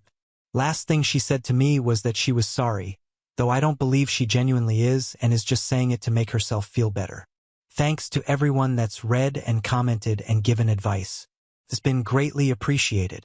Sorry if it's a bit anticlimactic of an ending, but I'm relieved that it's done. Some good news is that we're working with a buyer now and are making steps towards selling for what the place is actually worth. Now on to the next story. Story 9. Brother's best man speech at our youngest brother's wedding was just him mocking me for 5 minutes, calling me the prototype child, and bragging how they bullied me growing up. My youngest brother, let's call him Phil, got married today, and the ceremony was absolutely beautiful. His bride was stunning, and everything was great and well done. His best man was our other brother, who I'll call Jack. My wife and I weren't part of the wedding party, which is fair because we didn't ask them to be in ours 5 years ago. After the ceremony, we did the pictures and a cocktail hour. It was nice to talk to some out-of-town family and old family friends. Jack and I were talking about the day. They all had very eventful for my now sister-in-law, but that's another story. And then everyone was called inside for the reception. We go in and have dinner. My wife and I were starting to get kind of tired, but I told her, I really want to hear Jack's best man speech. So we agreed to wait. I wish we hadn't. Jack goes up, introduces himself, and starts a speech. Well, about 34 years ago, Mom and Dad got married and decided to try for kids, and they started with the prototype, my older brother. I should have known where this was going. He continued, they realized that, hey, they can do better, so they got it right the second time, me, Mr. Perfect. And our grandfather would call me Crusher because I would beat up on my older brother as a toddler. We were always opposites and didn't really get along a whole lot. So Mom and Dad decided they needed someone to help him out, and so they had this guy. Now when he came around, I was like, yeah, he seems all right, so growing up we terrorized my older brother. Good times. He continued his speech, but I was kind of checked out at that point. I was and still am really upset about it because I have always been the butt of all the jokes in my family. My brothers, my cousins, even my parents. I'm the different one. I'm very emotional and empathetic, which is a blessing and curse. I'm overweight. They're both athletes. Phil actually works for an NHL team. I enjoy D&D, reading, and being a nerd. They like sports and outdoors activities. You get the idea. I get up and my wife goes to the bathroom before we decide to leave. Jack finds me and is like, you good? I meant to say at the beginning of my speech that I apologize because my older brother is probably going to get upset. I just look at him and say, you're good, but I would have appreciated a heads up that that's what you were going to do. He looks at me and just goes, "If I did that, I wouldn't have gotten the genuine reaction. I just walked away, met my wife, and we left." I asked her, "Am I crazy? Was his best man speech really just a ton of shots at me?" She said, "It seems like he was trying to be funny, but not everything landed. And yet, yes, you were the butt of his jokes." I drove home pretty much in silence. I'm tired of always being the butt of all the family jokes. We're supposed to have lunch with extended family tomorrow, and the only reason I'm going is because I only see these family members maybe once a year. I don't want to see Jack or really anyone else from my immediate family. Do I have a right to be upset, or am I being overly sensitive? Update 1. November 25th, 2024. Before I talk about the lunch, I'll share what happened to the bridal party as it becomes relevant. Why Phil didn't come. The bridal party was creamed by a pickup right outside the venue. The truck was going 55 and the girls were stopped. Both vehicles were totaled, but they were adamant to go on with the ceremony and get checked out later. So Phil took his wife to the hospital today, no major injuries thankfully. So the lunch. My wife sat down with the family, and we were all chatting. At one point my uncle goes, "Phil's speech was very sweet. I couldn't have given that without crying." My mom says, "Yay, he had something prepared because he practiced it with me, and he changed it after the wreck." Jack piped up, "Hey, I had a good speech too." My dad just says, "It was a good speech. It was all about OP." I just got angry and said, "I thought it was weird that it was so focused on someone who wasn't even involved in the wedding." He and my dad got quiet and then just continued their conversations with the people next to them. I avoided eye contact with Jack, and we left about 15 minutes later. My wife and I went home and just proceeded to relax since we're finally getting a break from our students. We teach upper elementary. Jack tried to call me once. I let it ring. He didn't leave a VM. Then about an hour later, my grandma called asking how lunch was, and she could tell I was upset in my voice. When she asked, "What's wrong?" I told her about being upset with Jack. She said, "I don't think your brother meant it." And I just go, "Then why bring it up?" This is all the time, and then everyone wonders why my wife and I don't come around as often or leave early at events. I'm tired of it. She was calm and said, "Well, your brother can't give a speech, and he thinks he's funny, but he can't make jokes without insulting someone. Have you told him and your parents how you feel?" I said yes, and that it hasn't changed for years. She just says, "Y'all are going to have to work this out." I told her that I don't want to talk to him right now, and she goes, "I know, I understand. You and I are just the afterthoughts, kid. Grandma and I are two peas in a pod and very similar, so that's where we're at. Thank you for the comments and the DMs. Update 2. November 26th, 2024. Jack tried to gaslight me. I let things sit for a few days and decided that I was in a good headspace to send Jack a text. "Hey, I've seen your missed calls, and I am not ready to have a conversation right now. I need you to know that you really hurt me on Saturday. Your speech was nothing but jabs at me for laughs in front of friends and family. Then to tell me that you didn't give me a heads up because you wanted a genuine reaction made me feel even worse. I've been upset all weekend about this because nothing that was said felt like it was about Phil and his new wife, but how you would take shots at me growing up and then got Phil to join you. I told you that we were good at the reception because I wasn't going to make a scene at Phil's reception. They already had a rough day. But then for you and Dad to bring it up again Sunday at lunch and for Dad to even admit that the speech was all about me, it brought the hurt out to the surface and I couldn't stay quiet. You and Phil are my brothers, and I will always love you too. Right now, though, I can't have a conversation with you while I'm this hurt. I can be civil and cordial with you at family gatherings, but nothing more. These jabs and prods at my expense have gone on too long, and they continue to drive a wedge between us. I am asking for 2 things. 1. Please stop with the teasing and jokes at my expense. 2. Give me some time to cool off from this. Time will help to mend this, but right now I'm not ready for that conversation. I'll see you on Thursday. Love you. He responded a few hours later. I've talked to a bunch of people about this already, and everyone I talked to said that there was nothing wrong with my speech, and I didn't say anything to degrade you or your character. I think you took everything I said way out of context, and you are way overthinking everything. The other thing I was also told is that the best man's speech is supposed to be a joke and never taken serious. Also, I've also been told by many people that they have heard similar speeches. Mom and Dad wanted a child, then they had me, the perfect child, and the third one was a complete accident. Nothing I said was hurtful or demeaning. Also, why is it that if I took you out and said our cousin's name or someone else, then the speech is fine? That tells me that you personally think there is a lot of truth and you really don't know how to actually just have a laugh. Growing up, I always hated that stupid nickname Crusher, and you know that. What was said that was so hurtful exactly? And Dad never said the speech was about you.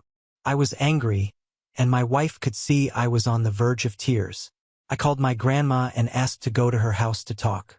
When I got there, she goes, "So what's up, kid? You know Jack feels really bad about this situation. He was talking to me about it last night." And I go, "Really? Because that's not what this text says." I read her the conversation, and she just goes, "He's an ass that doesn't want to admit he's wrong." We talked for a little while longer, and she's like, "You are not overreacting here. If this was a one-time thing, I would say you are, but you have been putting up with this all your life." We finished talking. I helped her fix her phone to car connection, and went home, not feeling better, but feeling validated. A few hours later, Phil called. We were checking in on how his wife was doing, and she goes, "Like I got hit by a truck, LOL. I'm glad she can kind of laugh about it." He goes, "We actually wanted to check on you and see how you were doing. We noticed you guys had left at some point without saying goodbye." I apologized for it and told him, "No, I wasn't okay." I read him and his wife the text messages, and his wife just goes, We talked yesterday, and I ripped into him. His speech was not appropriate, and you were definitely targeted." Phil added in, "At first, I didn't see a problem, but when the two of us drove home and talked, I could see how it could have been taken, and we're both really sorry that was done at your expense." We talked a little longer and ended with his wife saying, "We got your back on this one. Jack's a bully, and I get why you and your wife don't come around as often to be around that.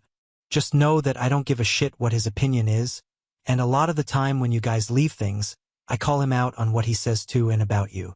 Phil echoed her, and we said goodbye, and we will see each other Thursday for Thanksgiving. Now on to the next story. Story 10. I, 26 female, want my husband, 27 male, to immediately block one of his friends, Kyla, 27 female. He thinks I'm overreacting and wants opinions from some cool-headed people on if I'm just acting crazy or this is something that would cross the line for you. My husband has a group of 8 friends he has been close with since his college days. Kyla is one of his friends. When my husband and I started dating, he introduced me to all of them and everyone was very friendly. I used to hang out with them frequently. I am an introvert and so is my husband. I would always ask him to spend time alone as being in social settings just saps all my energy away. His friends, and especially Kyla, always made it a point to tell me how he hangs out with them less after he started dating me. Kyla also had a weird energy around me. If I was with my husband, she would be the friendliest with me. However, as soon as he walked away, she acted like I did not exist. My husband hates to be touched by others. We both are neurodivergent.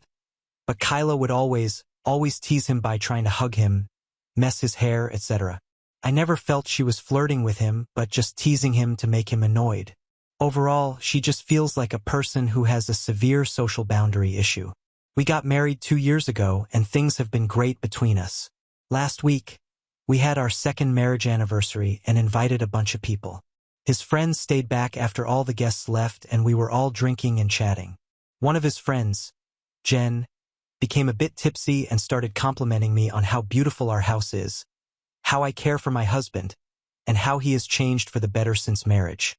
Everyone was laughing at my husband at how much of a slob he was when he was single. Jen then pointed at Kyla and said, "You better pay up, 'cause you had bet that their marriage would not even last for 2 years.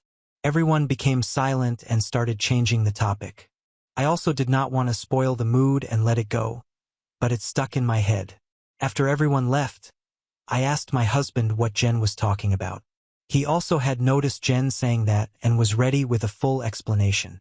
He told me the story of what happened when we got engaged. When he proposed to me, he had not told his friends that he was going to do that. We went on a trip to Puerto Rico and he surprised me there. We put our engagement pictures on Instagram while we were on the trip, and it was a big surprise to everyone as we were only dating for 1 year. When he came back and met all his friends, everyone congratulated him. However, Kyla started ranting about how he was a fool to propose so quickly, and she felt that I was not the right girl for him. Seems like she said some unkind things about me, implying I was a gold digger. My husband's family is wealthy, but so is mine. She had said that she bet we would break up within 2 years if we got married.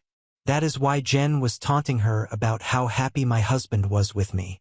I was very furious at this point, as I feel this is something he should have told me. I asked him to tell me truthfully if he had ever dated Kyla or had any history with her, as he has always told me that he has never dated anyone from his friend group. He said that he has of course not dated or hooked up with Kyla. However, Kyla had asked him out a few times when they were in college and he always politely declined. I asked why he said no to her and he said he just does not have any romantic feelings for her. I can see that because my husband does have a type based on me or the other people he has dated in the past, and Kyla is the opposite of that. I am just mad at her for saying bad things about me, especially after knowing that we were already engaged and betting against my marriage.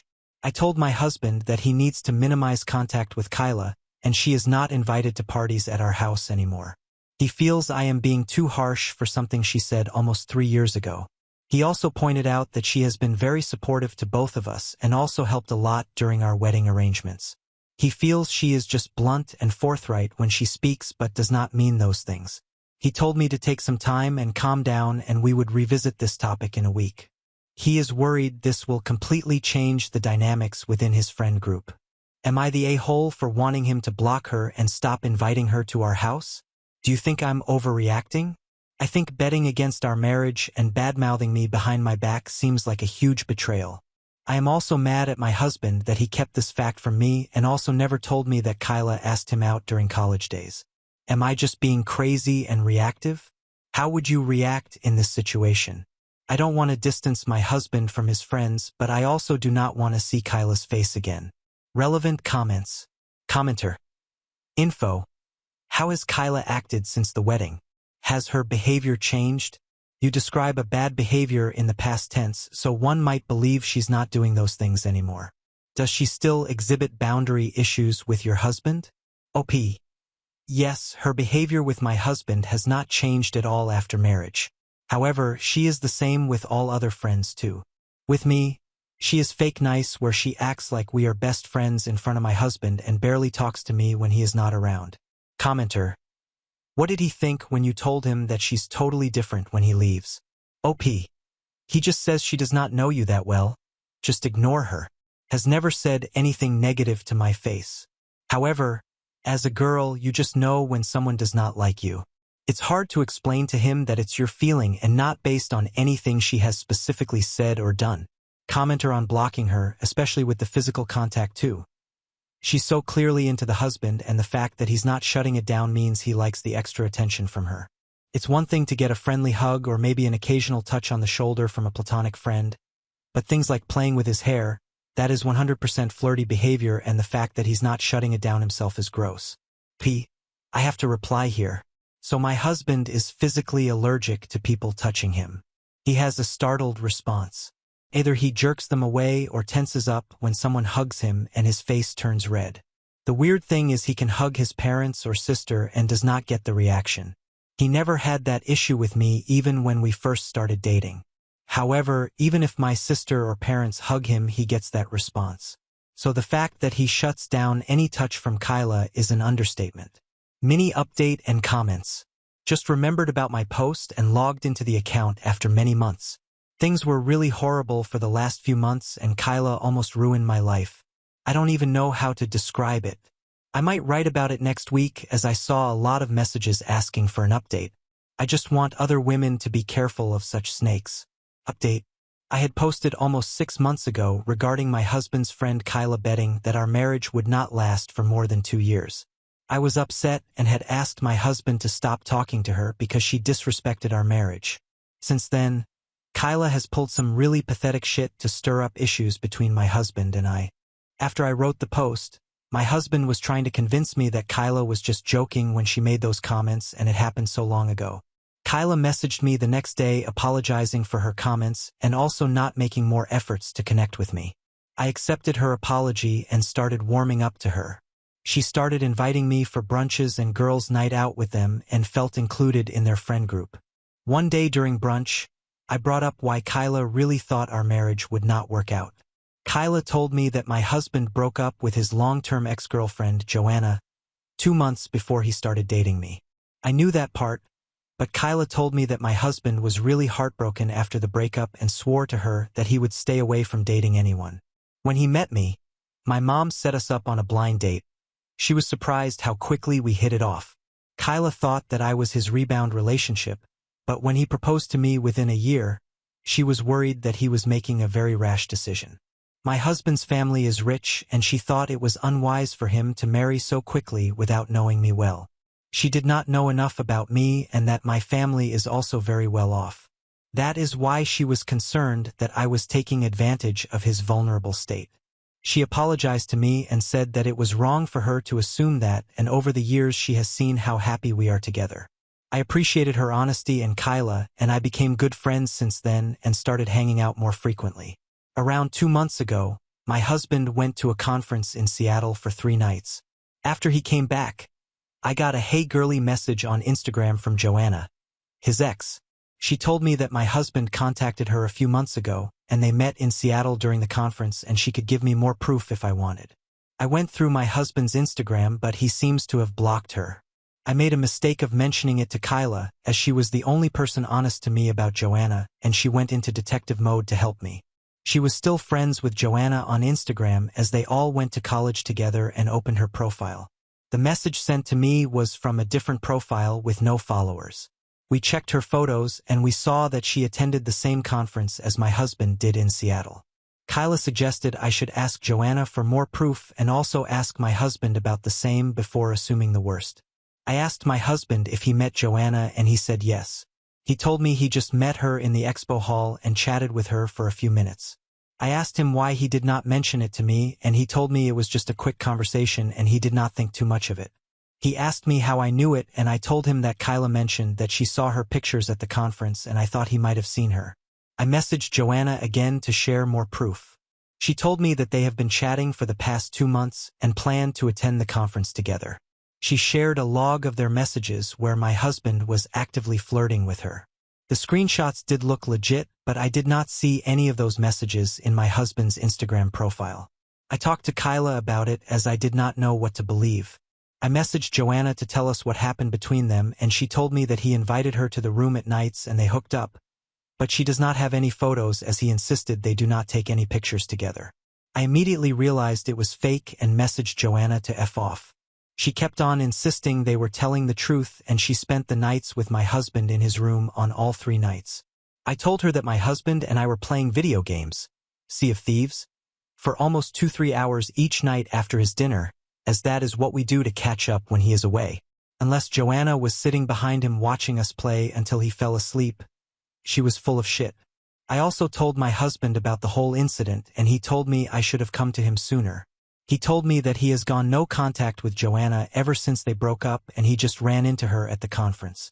He told me I could check his phone and everything to verify that he has blocked her everywhere. I told him I do not need to and Joanna might have run into him and just decided to ruin his life by making up stuff. When all the friends met that weekend, my husband and I told everyone about how Joanna sent messages to me and faked everything. Kyla was also telling what happened as she had told her about it. Kyla accidentally let it slip out that it's luckily we are nerds and played video games at nights before sleeping, else props go to Joanna for making up a convincing story. I never told Kyla about the video game stuff. I just told her Joanna is full of shit and I blocked her. Took me until I came home to connect the dots. I told my husband about it and he confronted Kyla. She denied it and told him that I told her about the video game stuff on a phone call, but I don't remember doing it. We have since decided to keep our distance from Kyla. Kyla has called me multiple times to meet up, but I just make up reasons that I'm busy. I do not know why she did it, but at this point, I am not interested in it, and we have decided to just see her on social occasions and avoid hanging out with her as much as possible. I feel stupid that she played me for a fool, and I should have not gone to her when Joanna started messaging me. In hindsight, it seems suspicious that Kyla started telling me about Joanna, and at the same time Joanna claimed to have an affair with my husband. I do not know what her intentions are, but I am mad enough that I will avoid her as much as possible. I wish I had some real proof that she was the one messaging me so that I could expose her.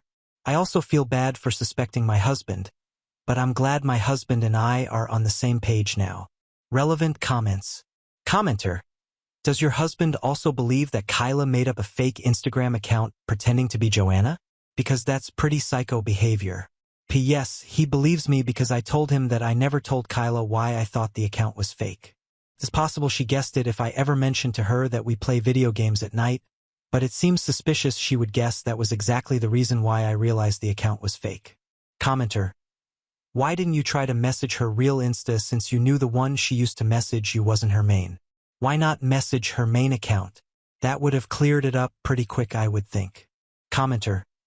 Why didn't you try to message her real Insta since you knew the one she used to message you wasn't her main? Why not message her main account? That would have cleared it up pretty quick, I would think. Her Instagram was private. I did not want to follow her as it would have looked really bad for me to add her when my husband has blocked her. The only way I could see her Instagram was when Kyla showed it to me on her phone. To another commenter. Trust me, I thought about this. Firstly, I will look crazy if I reach out to Joanna, my husband's ex, behind his back. Secondly, even if it was her messaging me, she would just lie and tell me it was not her. I also cannot disregard the fact that I started getting messages a week after my husband ran into her and told her that he was happily married to me. I have to accept that Kyla, if it was her, will get away with the BS. We do not have any proof it was her, and all we could do is distance ourselves from her. Commenter. Why did you lie to your husband about the fact that this woman had messaged you in the first place? You are the problem here. OP. Agree. I should have told him right away. I tried to be sneaky to know if he really met her at the conference. I was half expecting him to deny it if he was trying to hide something happened. I think I let my insecurity get the worst of me. Lessons learned. Commenter. Did he bring a gaming PC or Xbox with him to a work conference? We both use Steam. We have reached the end.